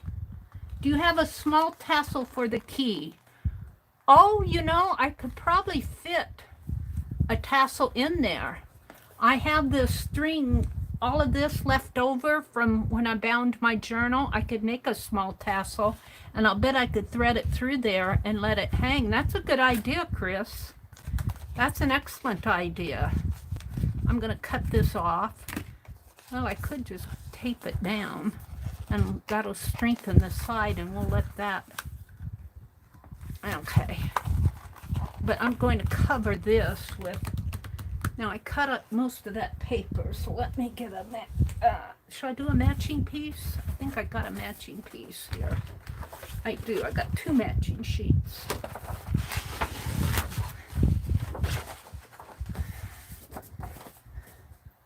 So this measures, that's actually a good idea, Chris. I won't do that tonight, but I'll let these dry and I'll make a, let me measure this. Get my dirty ruler out. This measures, get the inches side, get the inches. This measures 8.5 by 5. Of course, that's a standard measurement, 8.5 by 5. And of course, I've got my big old cutter for my little space here. 8.5 by 5. And how do I want to do it? I don't think it's going to matter. 8.5 by 5. So let's do this side first. 8 and 1/2. And I'm just going to do this with double-sided tape too, because it's less messy and it goes pretty fast. 8.5 by 5.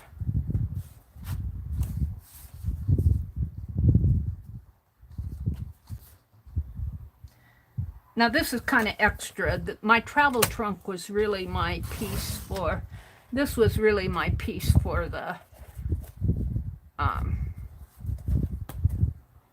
hop, was the travel trunk. Now I'm just making the journal to go in it. I might varnish the outside of this to hold these on a little bit better. I notice it's kind of coming loose there. And if you varnish this box, it'll just give it an extra coat. But this is more or less for me just to keep stuff in, like bits and bobs. Whoops, the fan's blowing my paper around. Where did it go to? Here. Okay. Oh, but I measured the whole piece here. I don't need it there. I need it to go under this way.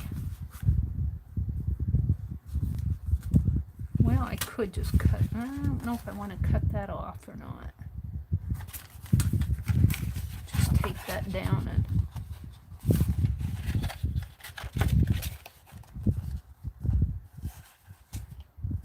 now let's fool with it like this. I don't want to do a lot of fooling around with this stuff tonight. I just want to play. Let's just taper down. It's a good suggestion, Chris. Chris says, I'm crafting, fixing a clasp on a journal that fell off. Took part of the cover paper with it. Aww. Some of those older journals, I don't know if your journal is an older one or not, but those older photo albums, you know, the older ones, like the celluloid ones, they always have their clasps are broken off. It's just a thing. It's just a thing.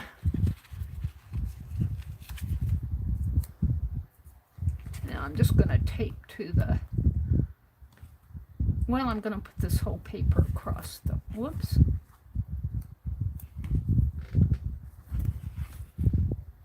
Let's just tape across it there. And one more at the side here. I go through this double-sided tape pretty fast, but I like it a lot. All right. So I think I will do the Becky bend on this, where you just bend part of it up like that. That's called the Becky bend in Mary's world. This is how Becky mats her cards and everything to get it. And she does it like this so she can work at getting things placed. And I call it the Becky bend, the Becky bend. Let's do the Becky bend. And then the center one you can take completely off. Like this. And like this. And then you can take your piece and get it as straight as possible. I have a crooked eye. But by just taping a part of it down, you have a room to play if you don't get it straight. Like, that. There. And then you can get it down in the center. Did I take all that center off? Yeah, I did. Because it's tacky there. I should have not put that tape on there. Oh well, I did. So we'll have to deal with that. Maybe bend it this way. That's what I'll do. Take it out there. Take this one out. And take that one out. And then I'm going to bend this one down. Now this is going to be bent in half. So it goes like that. And will this fit in my box? Oh, it's a little too big. I'm going to have to make it smaller. So we're going to trim this smaller anyway. I want it to fit nice. So I'm going to trim it. I'm going to make a little mark. Ah!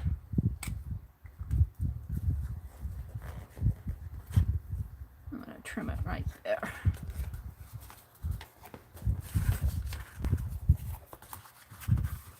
Get out my trimmer. Now I'll have to trim both sides, but I eyeball stuff so much. I was reading the paper today after our streams. I was reading the morning paper, and there's a citywide garage sale going on. And and I'll be trimming that off anyway, so that's good. Let me mark this. So I'm going to go to that citywide garage sale tomorrow, so it's almost 11 here. Let me trim this off. So I want to get an early start tomorrow.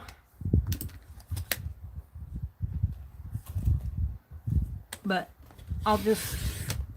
I won't be too concerned about stuff.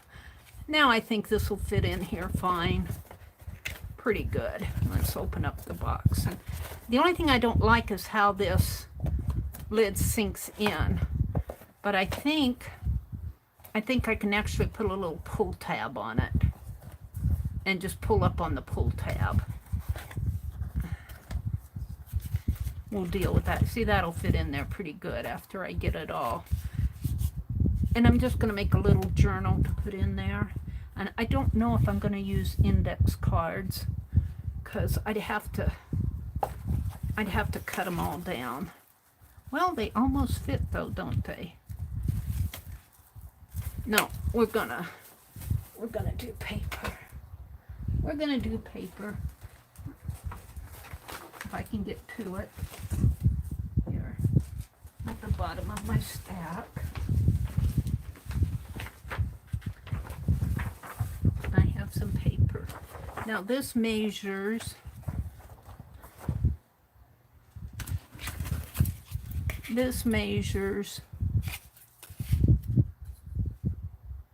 3 by 5. So I want it a little shorter, so 4.5 by 2.5. So this is, ignore that. I'm not going to use that. That's just, it's old paper. I'll probably cut it. I got some over here too. I'll just cut a couple sheets. I won't need a whole lot of paper for this. At 4.5 by, what did I say? 2.5.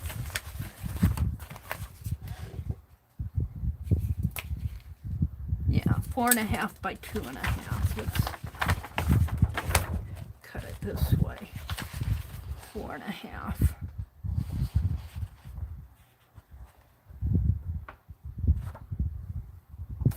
I'll have it go that way. So, but 2.5 and 2.5 is 5. So I want to cut it at the 5 mark and fold it is what I'll do. So 4.5. Let's do the 4.5 sheets first. Did I cut that at 4 or 4.5? Sure enough, I cut it at 4. Well, luckily I got a lot of paper. That's too small. I need it 4.5. 4.5. 4.5. That's good. And 4.5.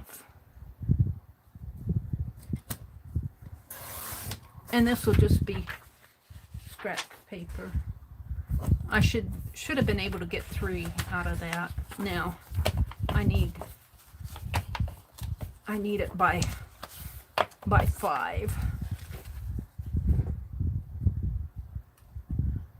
So 5. And then it'll be folded in half. Ooh, that looks a little small, doesn't it?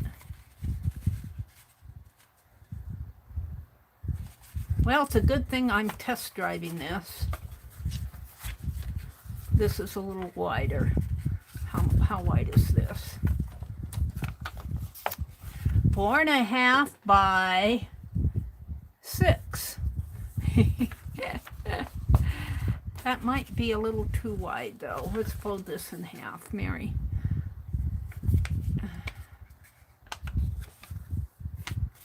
Because I don't want it to stick out. 4.5 by, well, this is, should have been 5.5. 4.5 by 5.5. And Mary has to ruin 2 sheets of paper to get it straight. 4.5 by 5.5. That's because I eyeball stuff.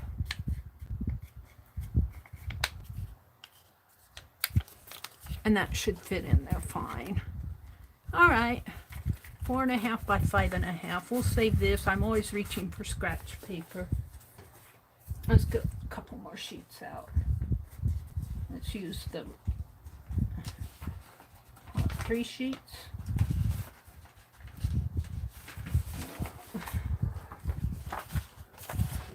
1, 2, 3.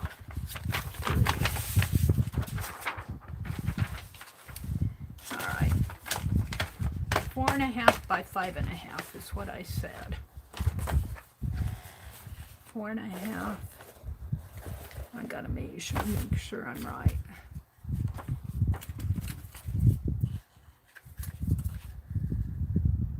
Yes, 4.5 by 5.5.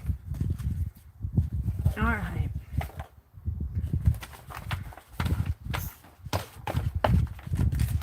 And I think I'll do the 4.5 this way.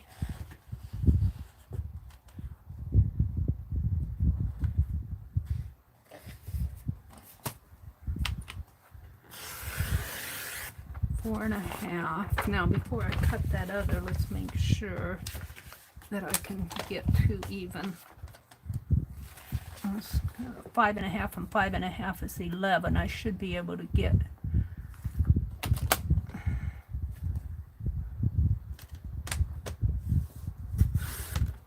It should be even here.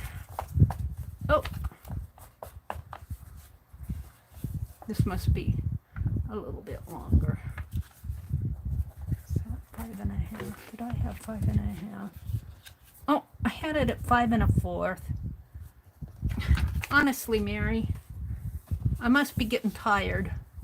5.5. I must be getting tired. All right.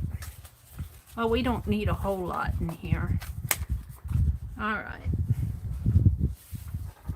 Still at 4.5 by 5.5. I should be able to get 2 more out of here. 4 more signatures. That should be enough. So 4.5. That is 4.5. Not paying attention to my measures. 4.5 by 5.5. 5.5. That's what I have. And it still seems long to me. But it's good here. All right, I'm not going to argue anymore. Let's just do it. 5.5.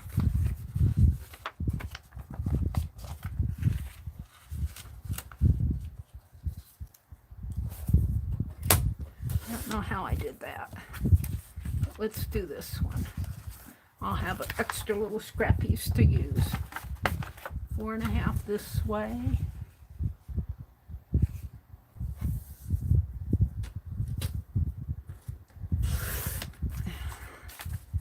And 5.5.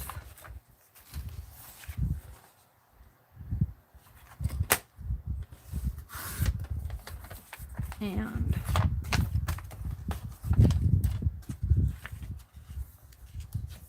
make sure I have it straight.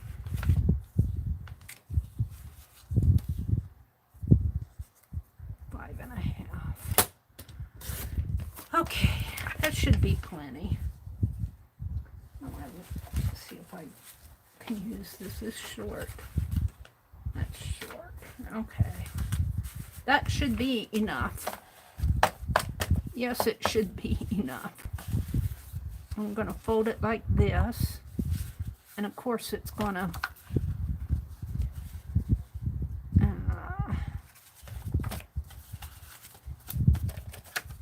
make 2 signatures out of it. And I think I'll just staple it. I could just do a little fast little pamphlet stitch. Not like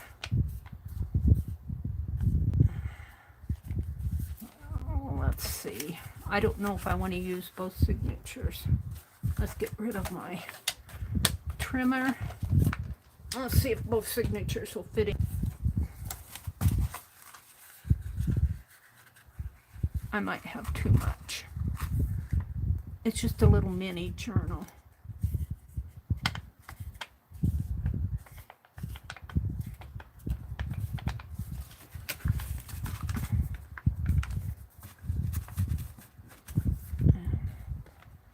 That in there like that. It's a little long, so let's trim it down. Yep, Mary's gonna trim it down. Get my trimmer board here. I'm cutting that. And doggone it, where are my metal rulers? I'll use a plastic one. I don't like using a plastic ruler. I don't know what I did with all my metal ones. Here's a metal one. They all fall down underneath of my cart there, and I got to dig them all out. I'm going to trim this down just a little.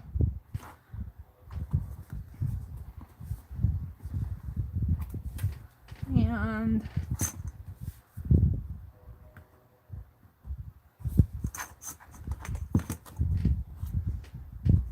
I'm just going to trim the overhang off.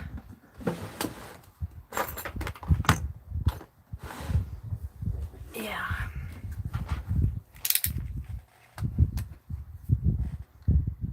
And you go slow and easy so you don't kill your fingers.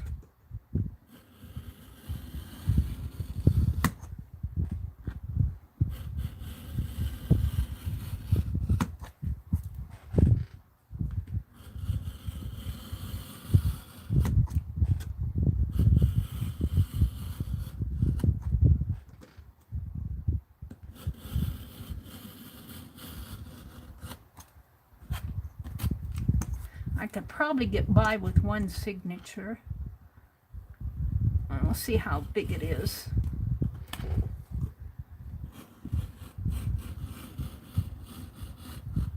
I think this is the fatter of the two.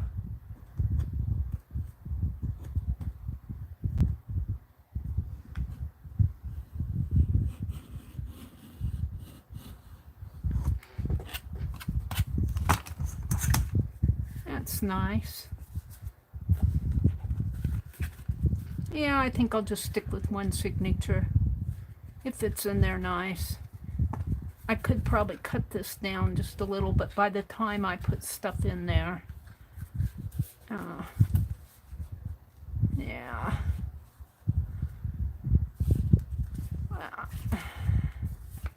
This one's not as fat, but I don't really want to do.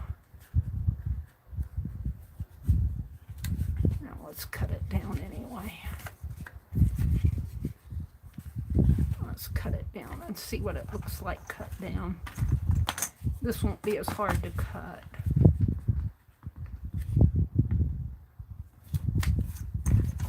Mary's playing. That's what I do on Friday nights. I just want to trim off the edge overhang here. I'm going to put this in the center if I use it, so I'm going to trim just a little bit more off of here.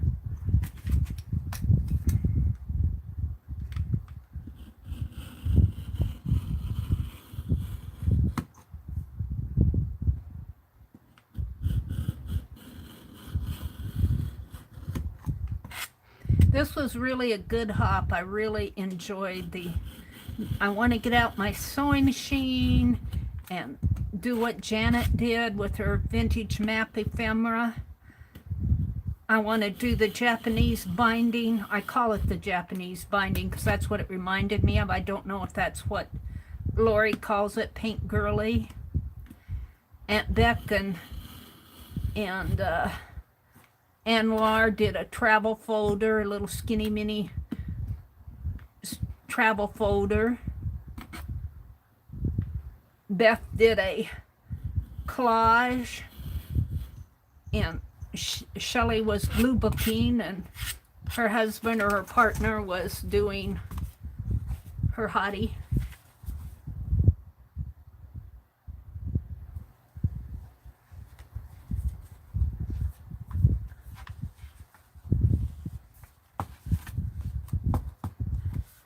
There, that's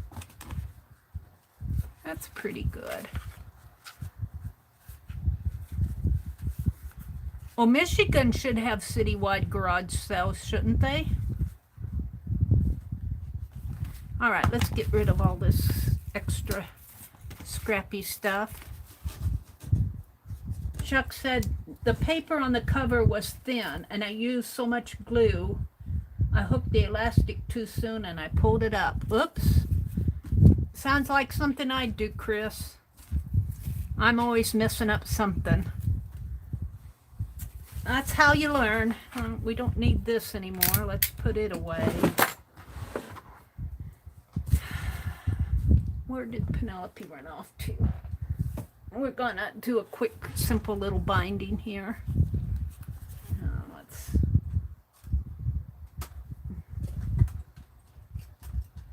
You know, I just can't stop when I do this stuff. I have to keep going till I'm happy with it.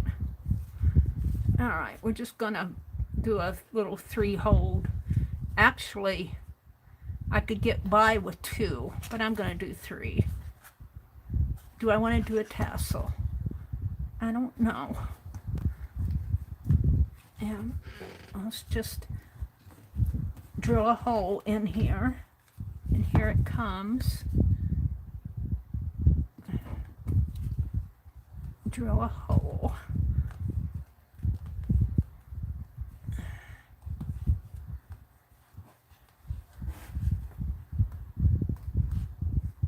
Yeah, I'll probably get a late start. I always want to take out early, but every time I think I'm going to take out early, I take out late. But I'm going to look for stuff for my garden gnomes that I want to build. I took my little gnome all apart today. I took him apart because he was just a prototype. He wasn't anything I was planning on keeping. But Janice really gave me some good ideas for the beard. She said to use plastic sacks, shredded strip plastic sacks. But Anne seemed to think that if they were flopping around in the wind, that it might scare the birds. But what I thought I would do, I'm going to do, well, the reason it scared the birds is because I was telling the girls in the chat room today that I'm going to go to Menards and get a white bucket, a 5-gallon bucket, you know, and turn it upside down. You can buy those white buckets for around $5 or so. And turn it upside down, and then I can just paint my gnome on the bucket. And just do it, you know, like this is the bucket here. And you just paint your gnome on the bucket. And then I've got a bird hanger, a bird feeder. I bought one of those bird feeders that hang in the tree. It's just like a saucer. And it's got a chain and it hangs in the tree. But I don't think the birds are finding it. I don't see any birds flying around it. So I'm going to take it out of the tree. And it's also pulling the limb down. And I'm going to take it out of the tree. And I'm going to take that bucket and I'm going to set that bird feeder on the bucket. And I'm going to have a little gnome bird feeder. And I was telling the girls in Becky's room today that, you know, I was going to use that plastic bag stripping for the beard for the gnome. And Anne seemed to think it might scare the birds. So I don't know. I could probably tape it down a little, you know, and just let it not flop around, because I like the idea. And then I want to look for a vinyl tablecloth. It would be nice if I could find a red one, but I don't know if I can find a red one. But any vinyl tablecloth would make a nice hat. Now I won't be putting a hat on the gnome. I'll be painting the hat on the bird feeder. It'll just be a painted gnome on the cylinder of the bucket. But I'm gonna, when I make my little porch gnomes, I want a hat. So I'm gonna make it out of, I'll have to get my sewing machine out. I'm gonna make the hat out of a vinyl tablecloth, whatever I can find. And I was thinking I could probably paint, and even when I paint that bucket, I think I'm gonna have to have indoor-outdoor paint, because I don't think my craft paint will stay very long on that bucket. It might on a terracotta flower pot. It might soak into a flower pot, but I don't think that craft paint will soak in very good on the bucket. It'll probably peel off. So I got to look for indoor-outdoor paint. So I don't know how long I'm going to be gone tomorrow. Because I'm obviously going to I'm going to go to the garage sales, but I want to go to the hardware store. This is the last hole here. This won't take too long to bind because it's really small. Hardest part is putting the holes in it. Drilling the holes. It's about through here. There it goes. Come on. Got to keep your fingers out of the way. Sometimes I go like this, but it's pretty tough in there. Gotta have some strength. There it goes. There it goes. There. Okay. Now I need my thread, and it's over here. I actually kind of straightened up my little cart. It's still stacked high, but at least it's a little more organized. All right, so about the little overhang on each side here, and 1, 2, 3 if you're just going to do the pamphlet stitch, and that would be plenty. Probably even 2 would do it. I think I got 4 there. But I'm going to do 5, 6, 7, 8, 9, 10, 11, 12, I think I'll do 15, 13, 14, 15, because I want to make a tassel. And then I double that. So, and I found that it really helps to be out on the front porch and do this, because I can let the thread fall on each side of my legs while I'm sitting in the porch swing out there, and it doesn't get caught on anything. Here it gets caught on all my items on my desk, and I should really clear this desk off when I do this. But I think this journal is so small that I can get by without a lot of trouble. We'll see. Take this and put it over here. Clear my pens, and I need my needle, Penelope. Penelope's got my needle. Where is it? Right here? Yeah. Thread my needle.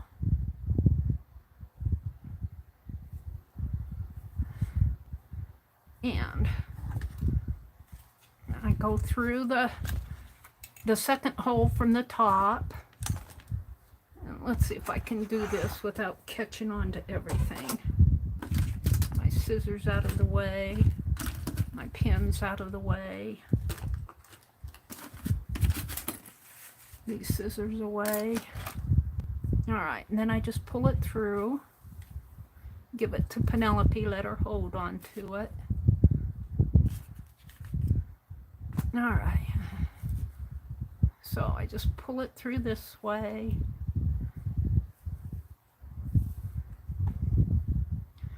It should not take long to bind because it's small. It's small, and there's not a whole lot to this. And then I kind of grab on, this is the loop end. I threaded the open ends of the thread through the needle. And then I just kind of hold on to that loop end. And then you go back through the top hole. Come through, hopefully. Come through and go through that loop. And if you want, you can tighten that loop right away, but see if I can grab a hold of it. There. And then give this back to Penelope and let her hold on to it, and then just pull it through. Pull it through, pull it through. Get all these scraps off my desk. They like to catch on to anything that it can, that thread catches on to. Right there. And then that needle comes back through the center hole, right in there. And give it to Penelope, let her hold on to it, and pull it through, pull it through, pull it through. It's holding on to my sleeve. Pull it through, pull it through. Pull it through.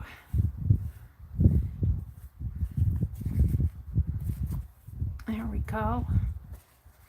And then go down to the bottom one. This is a lot easier than doing those big journals. Go back through the center. Give it to Penelope, let her hold on to it. Pull it through, pull it through, pull it through.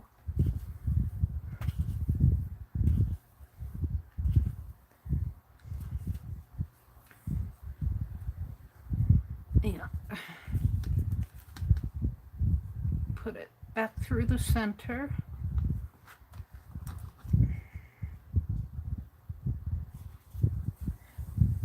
Chris says, go to the sales first. They close up early. Menards is open later. That's good advice. The sales are actually in a small town. probably about 25 miles away from Menards, maybe even 30 miles, because Menards is on the other side of the town. And so, yeah, I think I'll go to the sales first. And then you can either go through this, which I think I will on this one. No, maybe I won't. I'll go through, I got that little stitch up at the top. Let's just go underneath of the stitch. And at this point, I don't need this clip anymore. Let's get rid of it. And keep your thread straight as possible. Pull it through, pull it through, pull it through, pull it through. Make sure your binding threads are nice and tight. Now this is going in the same hole, but because I pulled it tight, it almost looks like it's two separate holes. But that doesn't matter because I'm going to have a tassel down there anyway. So make sure your binding is nice and tight, and it is. And then I like to knot this at least once here before I start making my tassel. So I just make a knot. Come under it.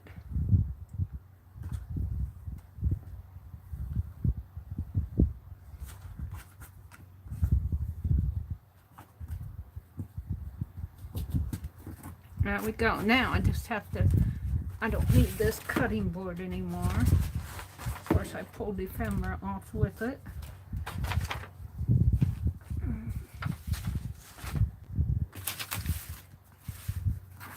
Now let's make the tassel. Come down a few inches below the bottom. This is the top of the book here. This is the bottom. I come a few inches down, hold on to it and make a loop and come back up. And then I take my needle and I always go under that little stitch up at the top and come between this thread and my needle thread. And that's really important because that makes another knot up at the top. And it's good to have plenty of knots up at the top. And I pulled one thread shorter than the other. Which one did I pull? I don't know which one I pulled. There we go.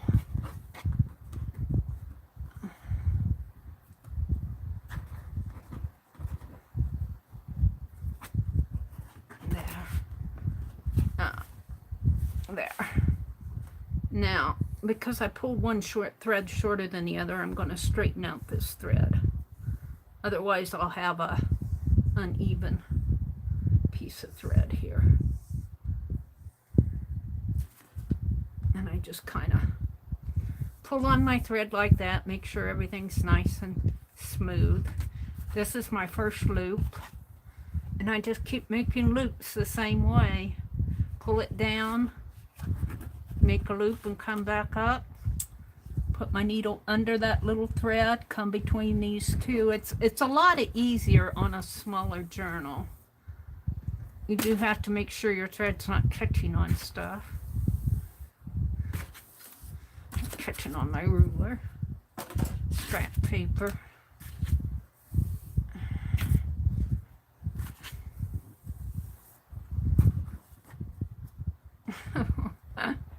More scrap paper.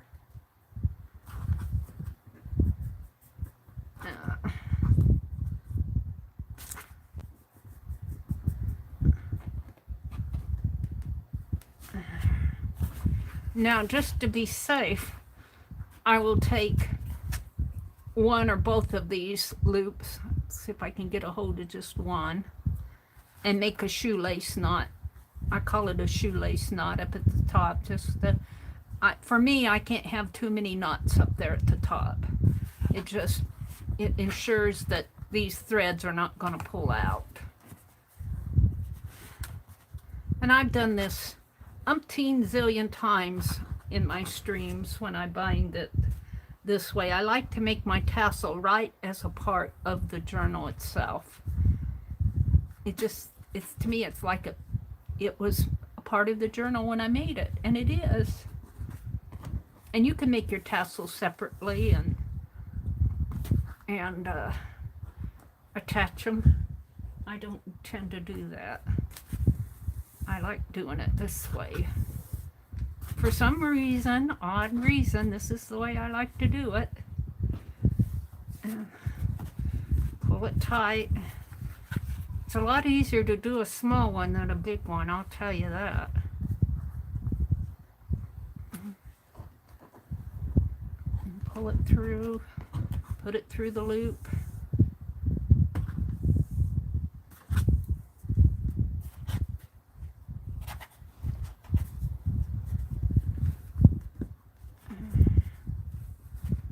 Tie it. Make another loop.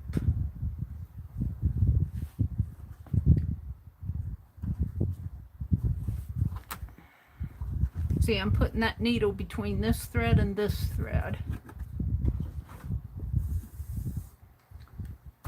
Now I'm pulling my needle thread through both of them, and that's what makes the knot up at the top. This thread comes down, loops back up.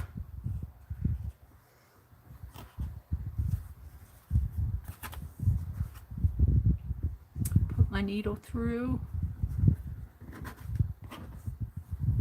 Pull it through.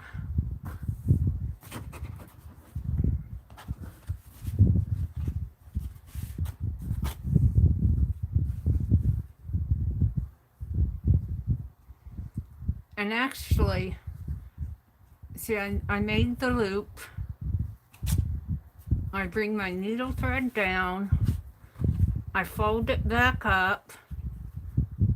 And this is my needle thread here, on right here where I'm dangling it.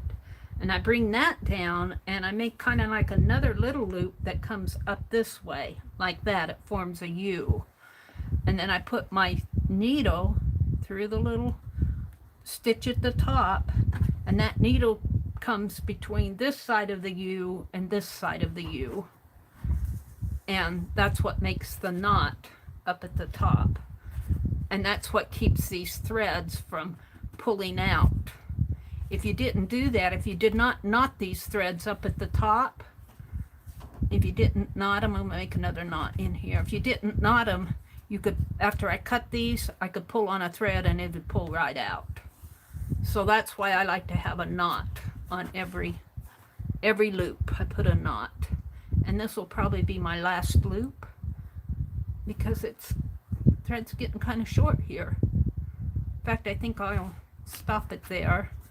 Then what I do is I actually unthread my needle at this point. I'll rethread it again, but I wrap this dangly thread that I had left on my needle, and I'll wrap it around my tassel to form that top part of the tassel. So I just kind of wrap it around several times.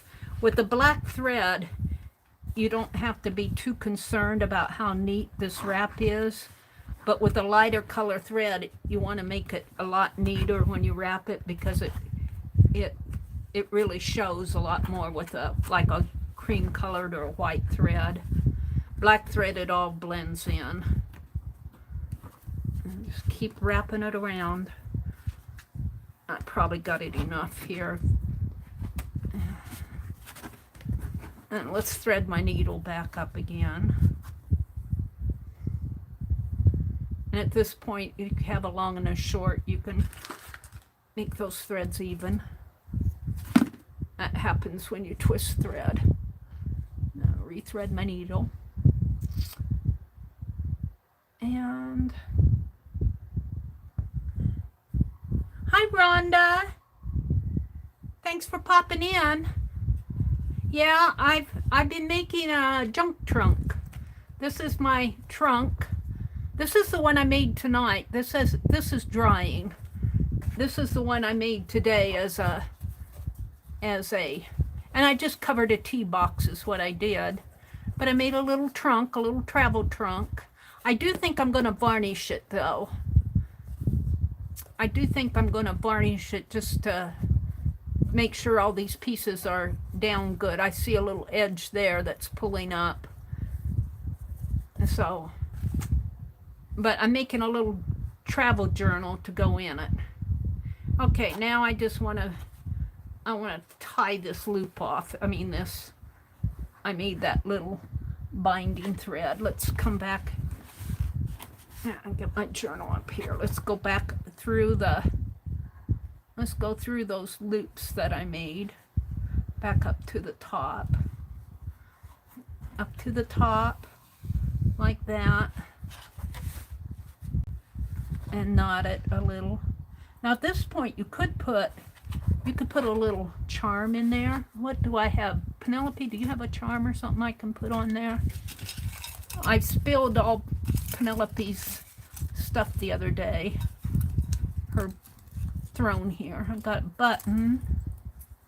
I've got a bobby pin. I got some little, but I don't think my needle will go through that. I wanted a charm. This is just more threads. Oh, I got this. Yeah, I could probably cut one of those off, but would they? I think they'd unthread if I cut one off.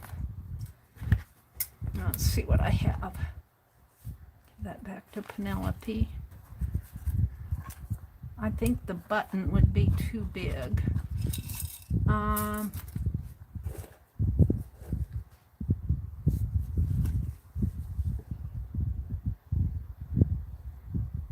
She says, you're not taking anything off of me.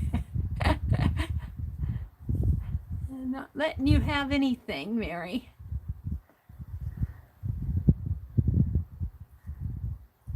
I don't know, Penelope. This looks a little interesting. This is just a little piece that I got.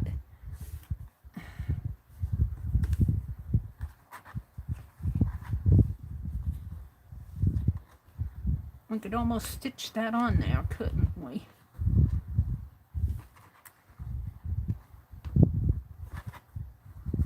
I kind of like that. She says, okay, you can have that. Let's stitch it on. Go back through the top of the loop again, down through the center, and I'm going to come through that little bead, if I can, right through the little center of the bead. I hope this will work.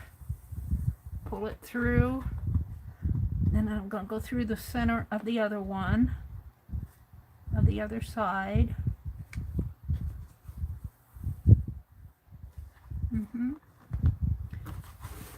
Shall we do the other two? If I can, pull it around.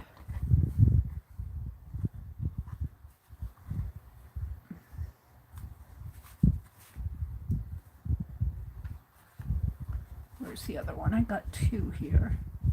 Did I only have three? No, there are two. Went through that one and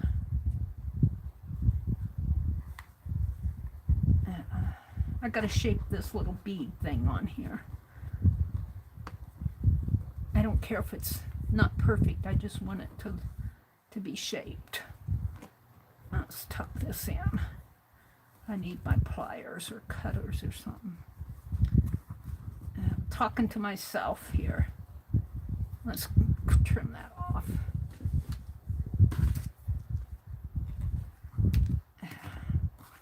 All right, where's my thread? I came down there. Let's go back inside if I can, and through this one. Where did it go? It's over here. In through that, like that, and pull it and go under. Penelope says, all right, Mary, you wanted it, you got it.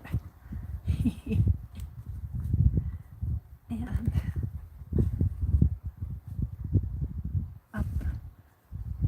through that. And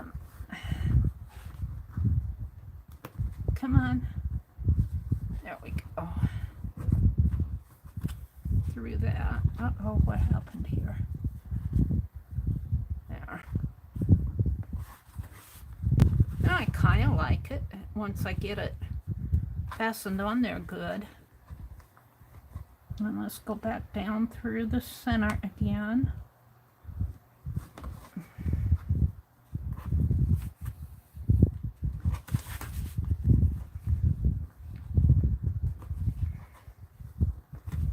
Now, it just made a little beaded cap for it, a little beaded ring, sort of. I'm hoping it'll stay on. I'm pushing and pulling at it so much. Alright, let's do it one more time here. Through there. And I'm going to make a knot. No, maybe I should go through it one more time here.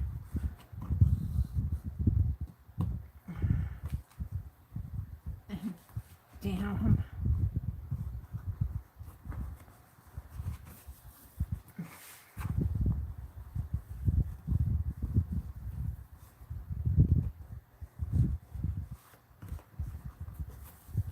All right, I think that's good enough. It's not perfect, but it's good enough.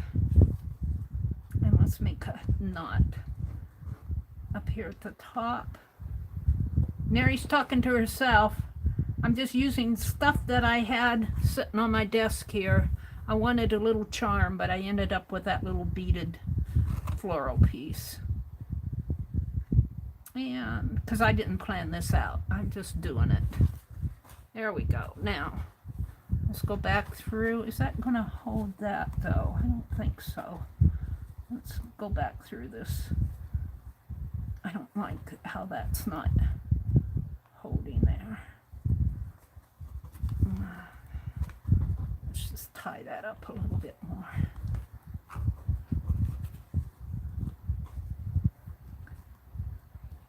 One more time. There. Now I like that a little better. One more knot. I can't have too many knots in these tassels. Alright. There we go. Now let's just go down through the center and let this bottom thread become a tassel thread.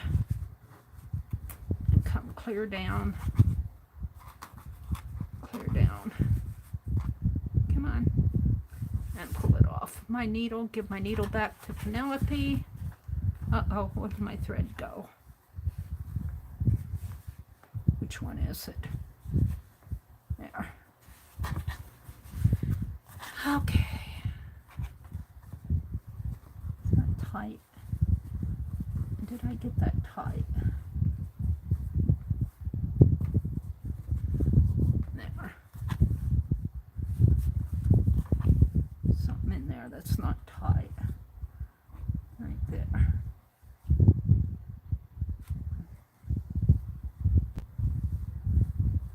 Right here. I'm going to leave it for now. I don't know if I want to leave that or not. Where's that single thread?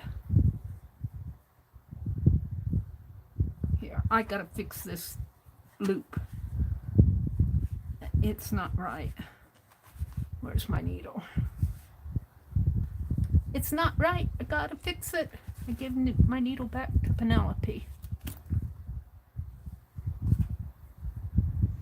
I'm probably boring the bejeebies out of you guys. Sorry about that. I got a little extra loop on this. It happened at the back. And I just want to tighten it up. So I'm gonna tighten it up. Just sew it onto the tassel there. I think that did it.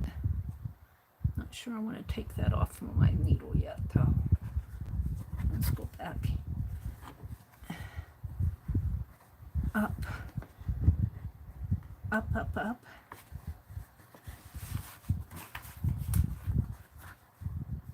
Did I get up? No.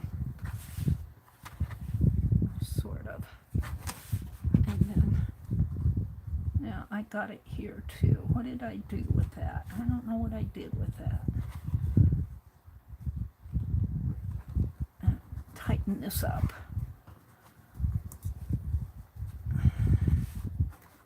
There. Knot it up here again.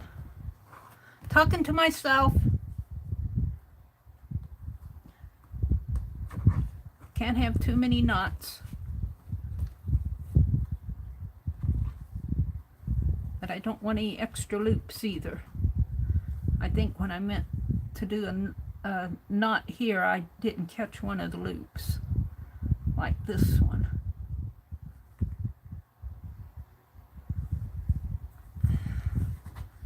There.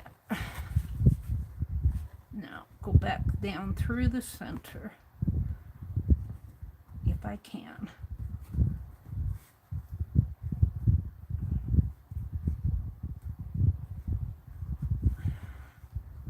Come on. There. There we go. And I need to pull that tight. Wherever it is. Here. There. Okay. Now, I just trim this off. Now I could at this point put a thread through these extra loops and make a tassel before I cut this off, make a little mini tassel here, but I'm just going to go ahead and cut it off. I'm getting tired of doing this. So let's cut it up right about there. It's pretty even. And there's my little mini journal with the big fat tassel on it, dangling out. Tassel's a little bigger than what I intended, but let's see how it fits in my trunk. It needs a closure for right now. For right now. Let's see how this works. A little too big. I need a closure. Oh, let's see how it fits in the box. Fits in the box fine, but it needs a closure.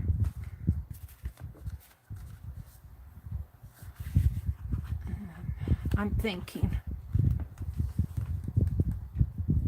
I got those little mini clips, but I can't put my hands on them right now. I used to have some hair bands. And I don't know if I've got anything here. She looks frantically. I've got all sorts of bobby pins. Here. I do have some. Can I get one off without cutting the whole thing?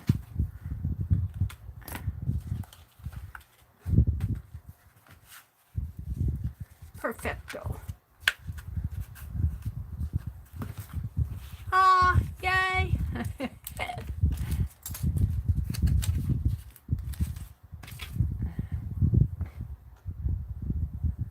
I think this is the buttonhole that Aunt Beck sent me for my Art Nouveau.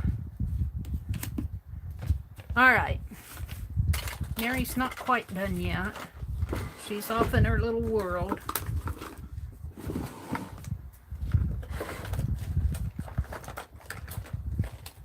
Rhonda says, Chris, I'm sure you're doing wonderful. You're doing better than me. I haven't been in the art room for a month.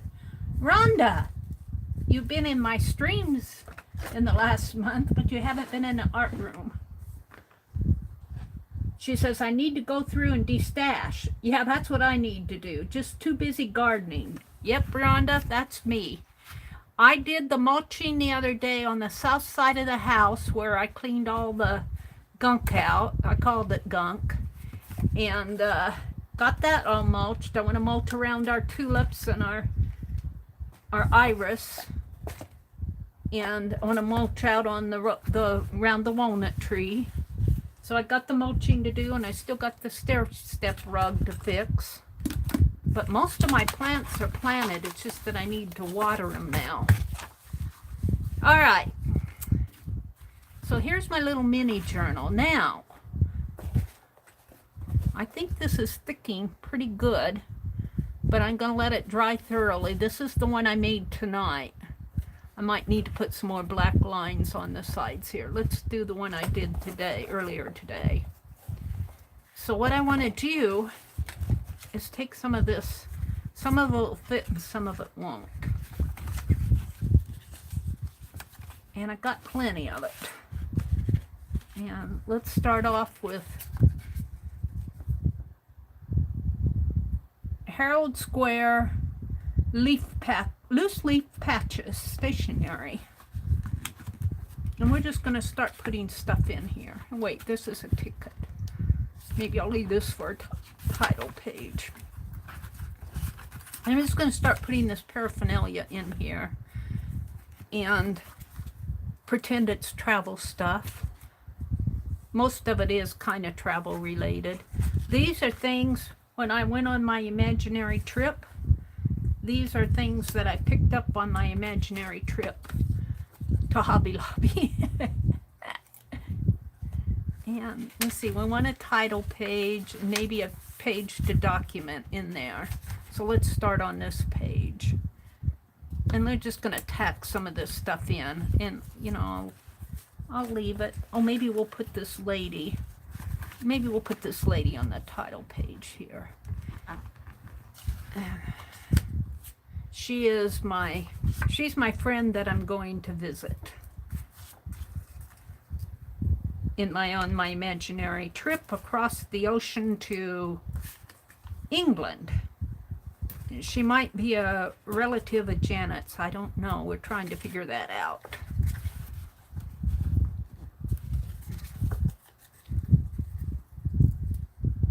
Ah, thank you, Rhonda. Yeah, the fun part is decorating it, isn't it? We're going to put this on the title, on the front page. And I'm just going to use this Tim Holtz ephemera. Now I'm going to leave this page to write on.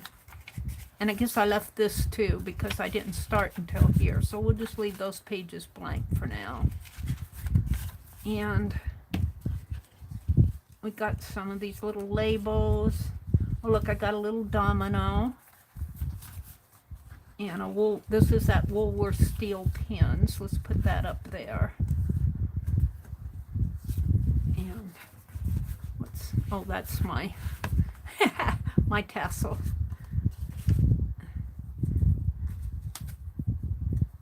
And I'm just gonna use a lot of double-sided tape tonight. I don't feel like, the only thing I used wet glue on was to glue that key on. I don't feel like a lot of wet gluing tonight. I really do like the tape because it's so much neater. It's, you know, it's a dry adhesive. But if you don't get the dollar store brand, it can run kind of expensive. All right, we're going to put the steel pins here. And I have no rhyme or reason of why I'm doing this. This could actually be attached with one of these extra strings. Maybe two of them.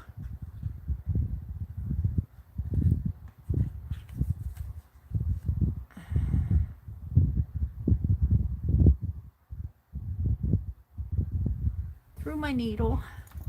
I gave my needle back to Penelope. What did you do with it, Penelope? She says, I'm holding on to it for you. Thread it in there. We'll just poke a hole and tie a knot.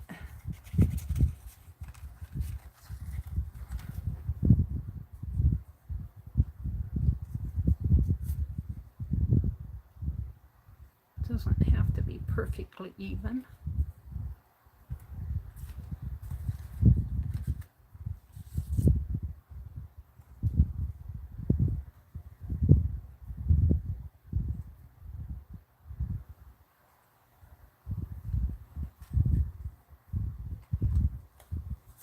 And just trimmer off there. Throw that away. And I'm just going to tack that down. This says to address, city, state, from address, city, state.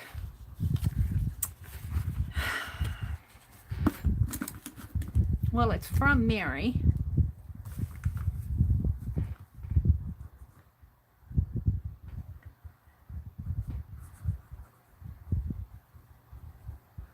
And I'm not going to put my whole address. I live in a little town called Harvard.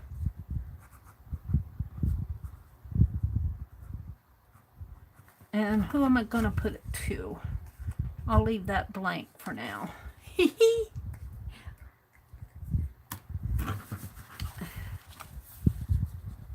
And let's see, that'll go on top, but let's put something colorful here.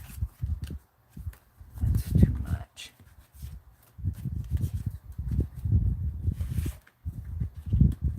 I see some red down in here. Handle with care. Fragile, handle with care. I like that. Yeah. I'll put that down at the bottom.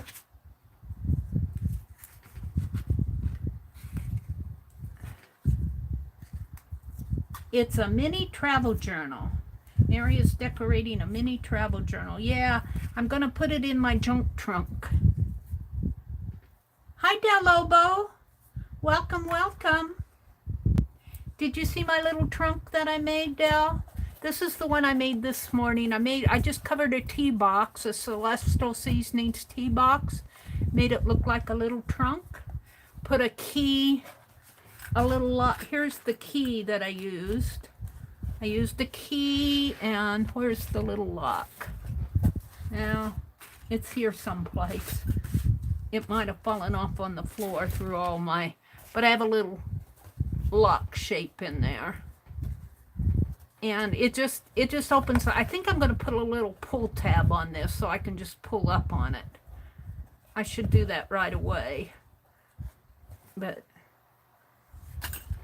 let me finish what I'm doing here. Hi, Deborah Brown. Have you been here all this time? You're falling asleep? Aw, thank you, Deborah. You get some rest this weekend. Thank you for following the hop. I sure do appreciate it. Thank you, Del. Let's just put this as close to the bottom as I can, because this is going to go up here. Yeah. And I'm just putting these ephemera in here as I find it. Is this going to come untied? Maybe I need to tie this in one more knot.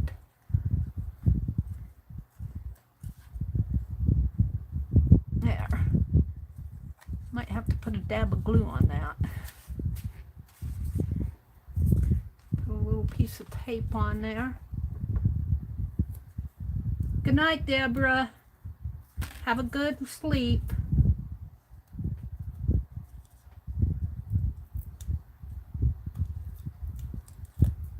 All right, she's probably fallen asleep already. Let's just put that right in there, just like that, and it'll kind of peek out. That's okay. And I'm just gonna keep going, putting stuff in here. I might skip a page here and there and go back and write something. This says Wildflowers of America. I guess I'm going to have to put it this way. But that's okay. I don't mind doing that. You know, I should use a bobby pin on some of these. Let's just put her in there. I'm going to use up this ephemera. I'm going to use everything that will fit. So some of this stuff might be a little large. We'll see. This is Tim Holtz pack, and I forgot what it was called, and I made a cover out of the label.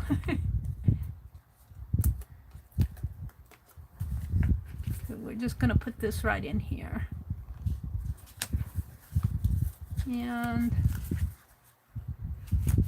let's skip to the back. Let's do some in the back. Let's skip around in this. Here's a map. I might have to cut that down a little. Can I get by with... I could put it in the cover maybe. Trim it just a teeny bit and put it in the cover. Let's do that.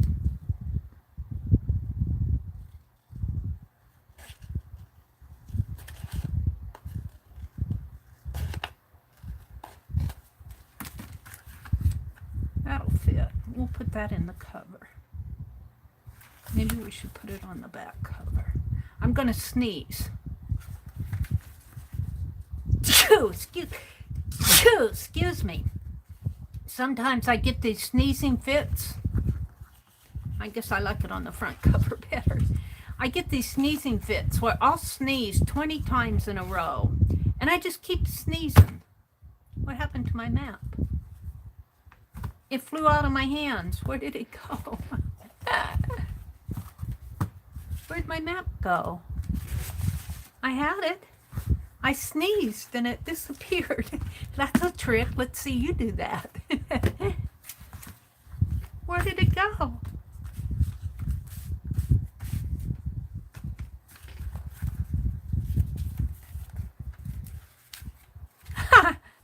Well, we have this.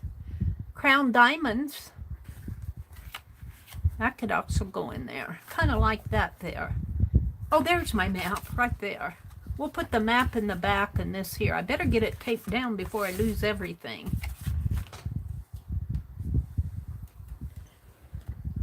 I need a sip of tea. Hold on.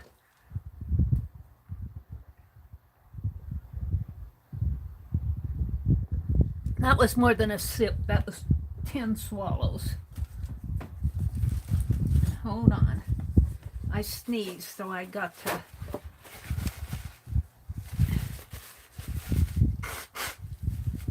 Excuse moi. And anytime I do that, I sanitize my fingers while I am arting. After I blow my nose. Because who wants to touch a journal that after somebody blew their nose? And I sanitized my hands. Just so you know. Now, let's put this in here. Just so we're a little ewy clean. What's this? I think that can go down there.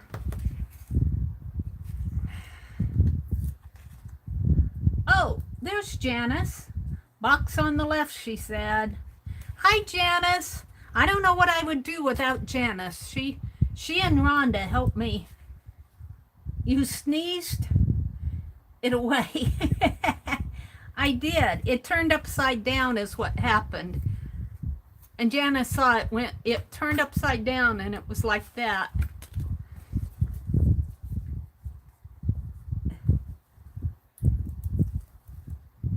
I covered the box with pattern paper. Yeah, I used this. Let me get it here. I have it right here. This haberdashery pad that I got at Hobby Lobby. It's a paper studio. And I like it because it's craft paper and it's kind of vintagey. I could actually use some of that, some of the scrap in there too. So I have some scrap left. I could put some of that in here. I'm just gonna continue putting this stuff in.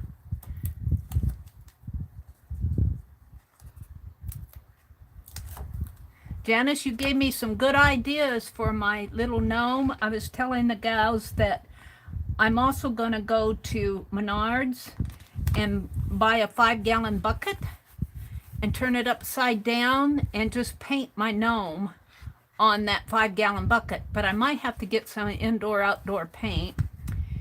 Now this is for a bird feeder.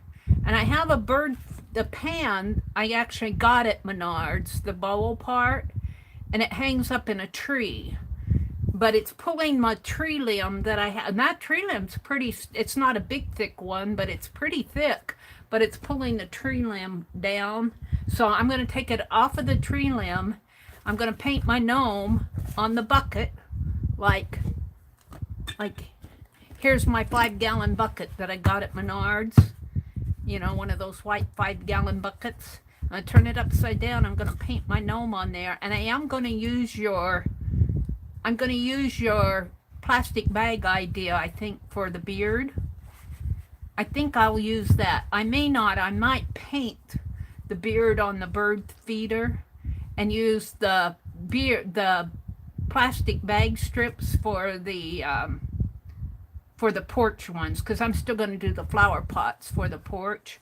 But then when I take that bird feeder and put the bird feeder up here and put the brick in it, I got a brick in it now, and then I can put it out on our lawn, you know, and I think the birds will find it more. But when I mow, I can just lift it and move it. It won't be hard to move. And I think that bird feeder will, with the bowl in it, will have enough, be heavy enough that the wind won't blow it over. So, yep, that's what I'm going to do. I'm going to make another a gnome bird feeder too. But the porch decorations, I'm still going to do that, and I'll probably use those. I'll probably use the vinyl tablecloth and the plastic bags. I'm going garage sailing tomorrow. It's 12 o'clock here. I should get to bed. I'm going, there's a citywide garage sale in a small town not too far from here. Starts at 8 o'clock tomorrow morning. It'll probably take me maybe about 45 minutes to get there. So if I leave here between 7:30 and 8, I'll have plenty of time to go garage sailing and go to Menards. But Chris told me to go garage sailing first. I'm kind of liking this. I might get some ink and ink up the edges of these pages, but not tonight. I'm just going to put ephemera in it tonight. And let's see, I was going to leave a couple pages blank. Did I already do that?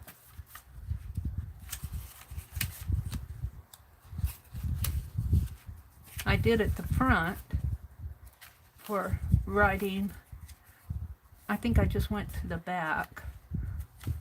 That's what I was going to do. Let's go back and work on some of this. So I get ephemera throughout the whole journal. This is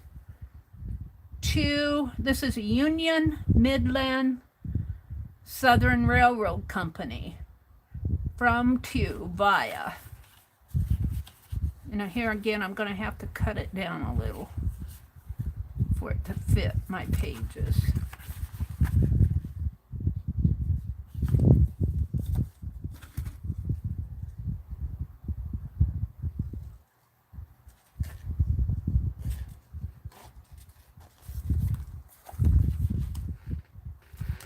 That fits just barely, but it'll fit.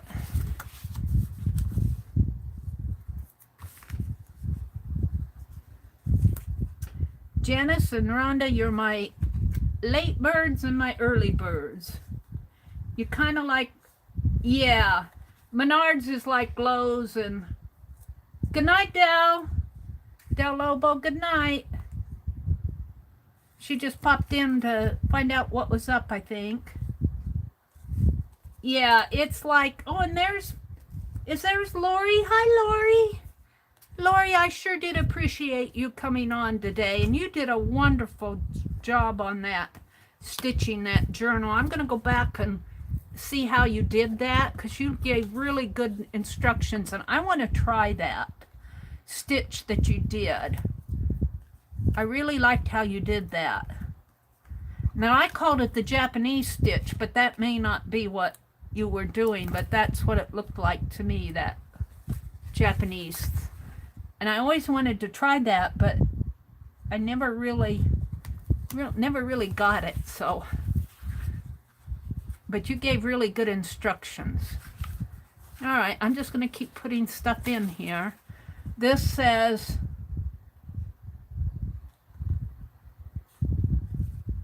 something Atlas and History.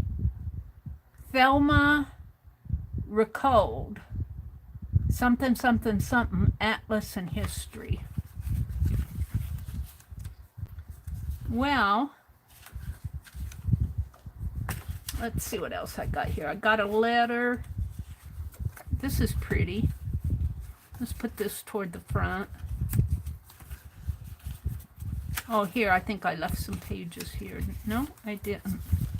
Let's leave a couple pages to write, or if I want to put in something with text. Oh, there, I was going to put that in. Wait, what? That was what I was going to put in. Wait, I had another piece, didn't I? No, I don't know what I'm doing. Let's put this here. Let's put it on this side. Just ignore me.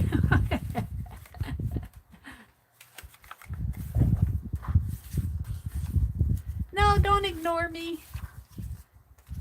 I got a whole bunch of ephemera here. I'm going to use it up so I can go buy more. And that's kind of what I like about the Tim Holtz ephemera packs.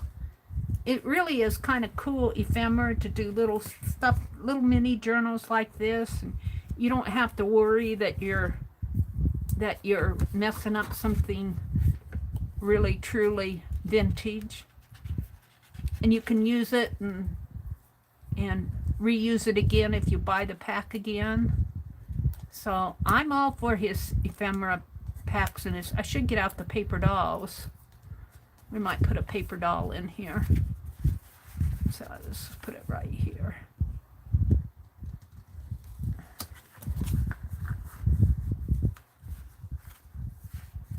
That's what GI Care calls the Japanese binding. Yeah, I thought that's what it was. Here's a butterfly. What does it look like here? Oh, 3 butterflies. Let's go. Where's the start of the second? Oh, I only did one signature, didn't I? Let's put it in the center here. Let's put it in the center. Except I tend to want to write on the... Oh, and Lori, I saved all my little plant, when you buy garden plants and little packages, little 6-packs like marigolds and stuff like that, impatiens and that. Well, I saved all the little planter descriptions and everything, the little plastic poke pieces. And I must have, oh my goodness, I got a handful of them because I really planted the plants this year. And I'm going to put them in that Edith Holden book. I think I'll make a fan or something out of them. So there's that to work on. I want to document in there because she journaled in there, and I want to do some journaling. Now this will have that little tie on it, wherever that's at. It's here someplace. Little hairband tie. Here's the little lock. Meridel is gone now. Here's the lock.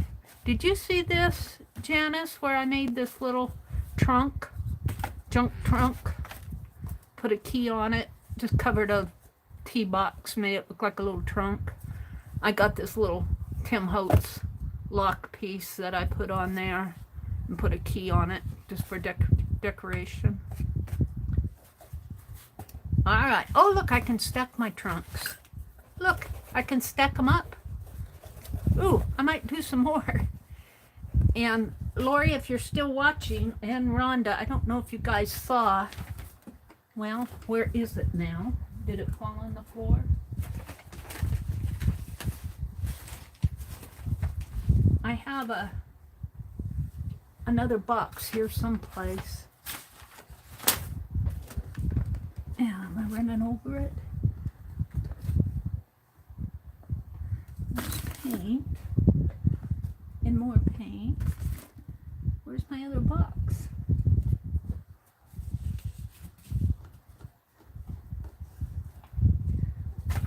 Here. I have this box, this tea box, cold brew iced tea. And what I'm going to do is I'm going to tape the lid down. I make the door here. I'm going to make a steamer trunk out of this with the little drawers up at the top. You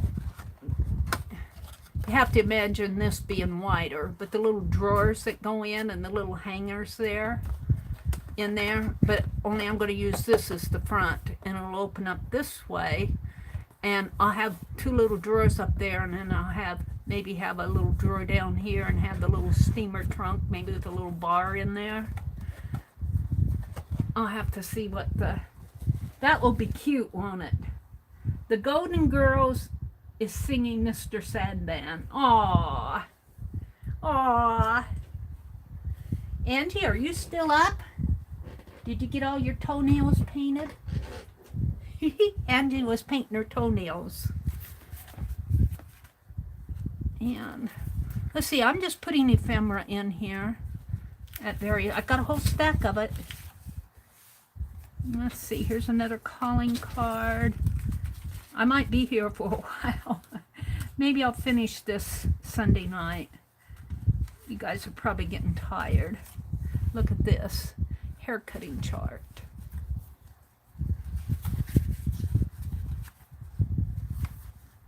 I could almost cut that down, trim it off there. I'm getting too many scraps on my paper over here. Let's cut this down a little. Cut the edge off.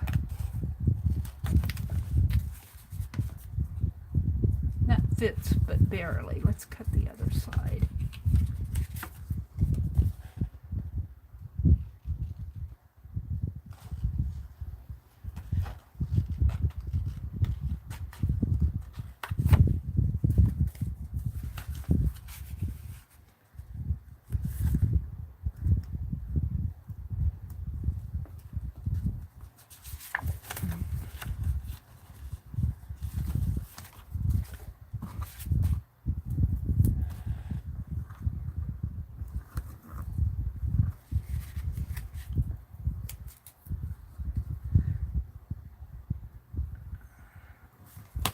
Most of this is travel related. I wouldn't say this hair cutting chart is exactly travel related, but maybe they had to go get a haircut on their trip and they picked this up at the barber shop because they like the vintage hairstyles on these men, showing the back of their heads.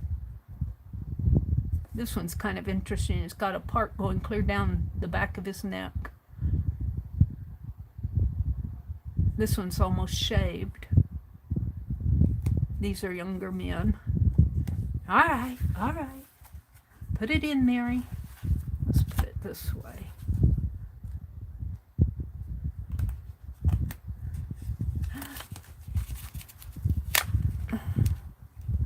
Oh no. Come on, Mary. I got it up too high.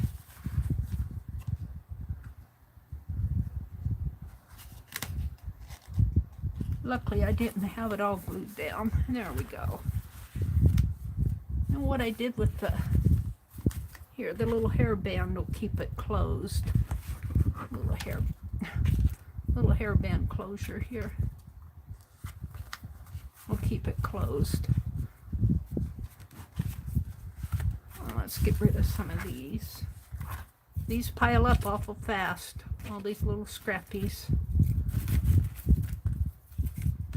Pile up awful fast. I should quit. I should quit and go to bed. Get up early in the morning to go garage sailing. Just a few more. Just a few more. Here's the cheapest shirt and the best. This cheapest shirt and the best. More scraps. And there's an envelope. Let me see what's in here. Here's a pattern, home patterns. This is Nicholson Books and Shoes. This is a thrifty ride ticket. That'll go in there. Penmanship.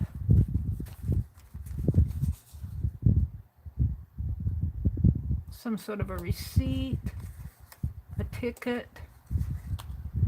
Main Street Repair. Souvenir views. Souvenir views. That might be a little bit too big.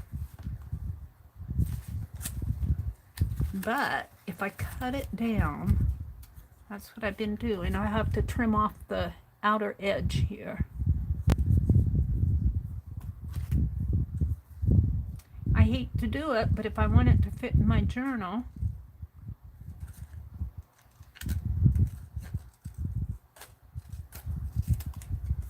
now I'll cut this edge off.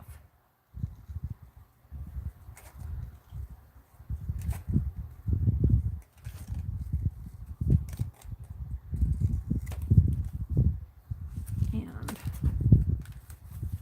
let's put it in someplace. I was going to have something on this. It had, it's going to go this way. That's too big yet. Well, what was inside of it? I had something on the inside.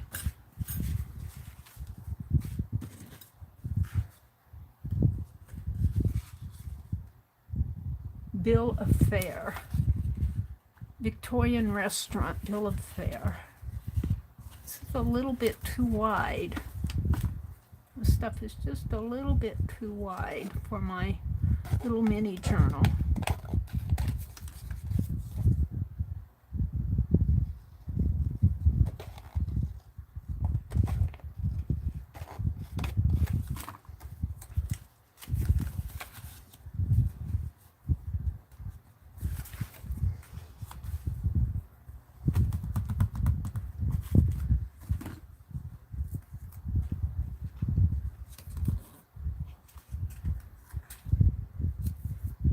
Someplace around here I have some real postage stamps.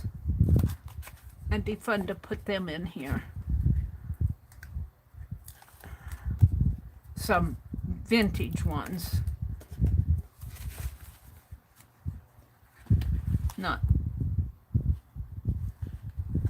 current day ones.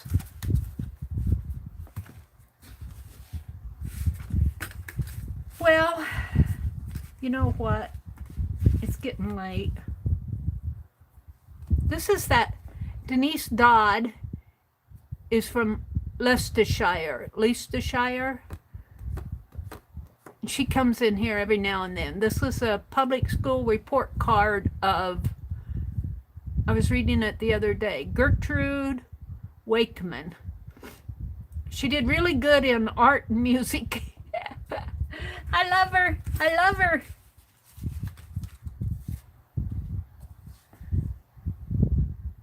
Size 15.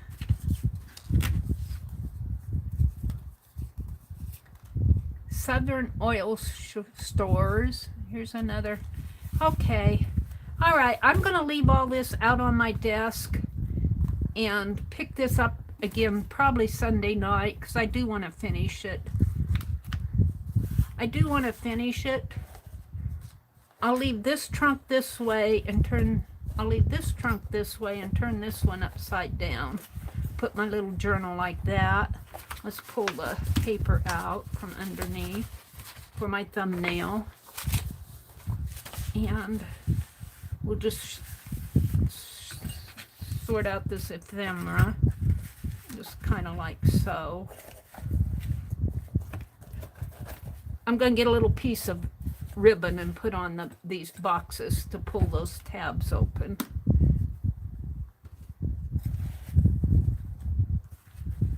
How does that look? Maybe out a little? No, one has to go this way.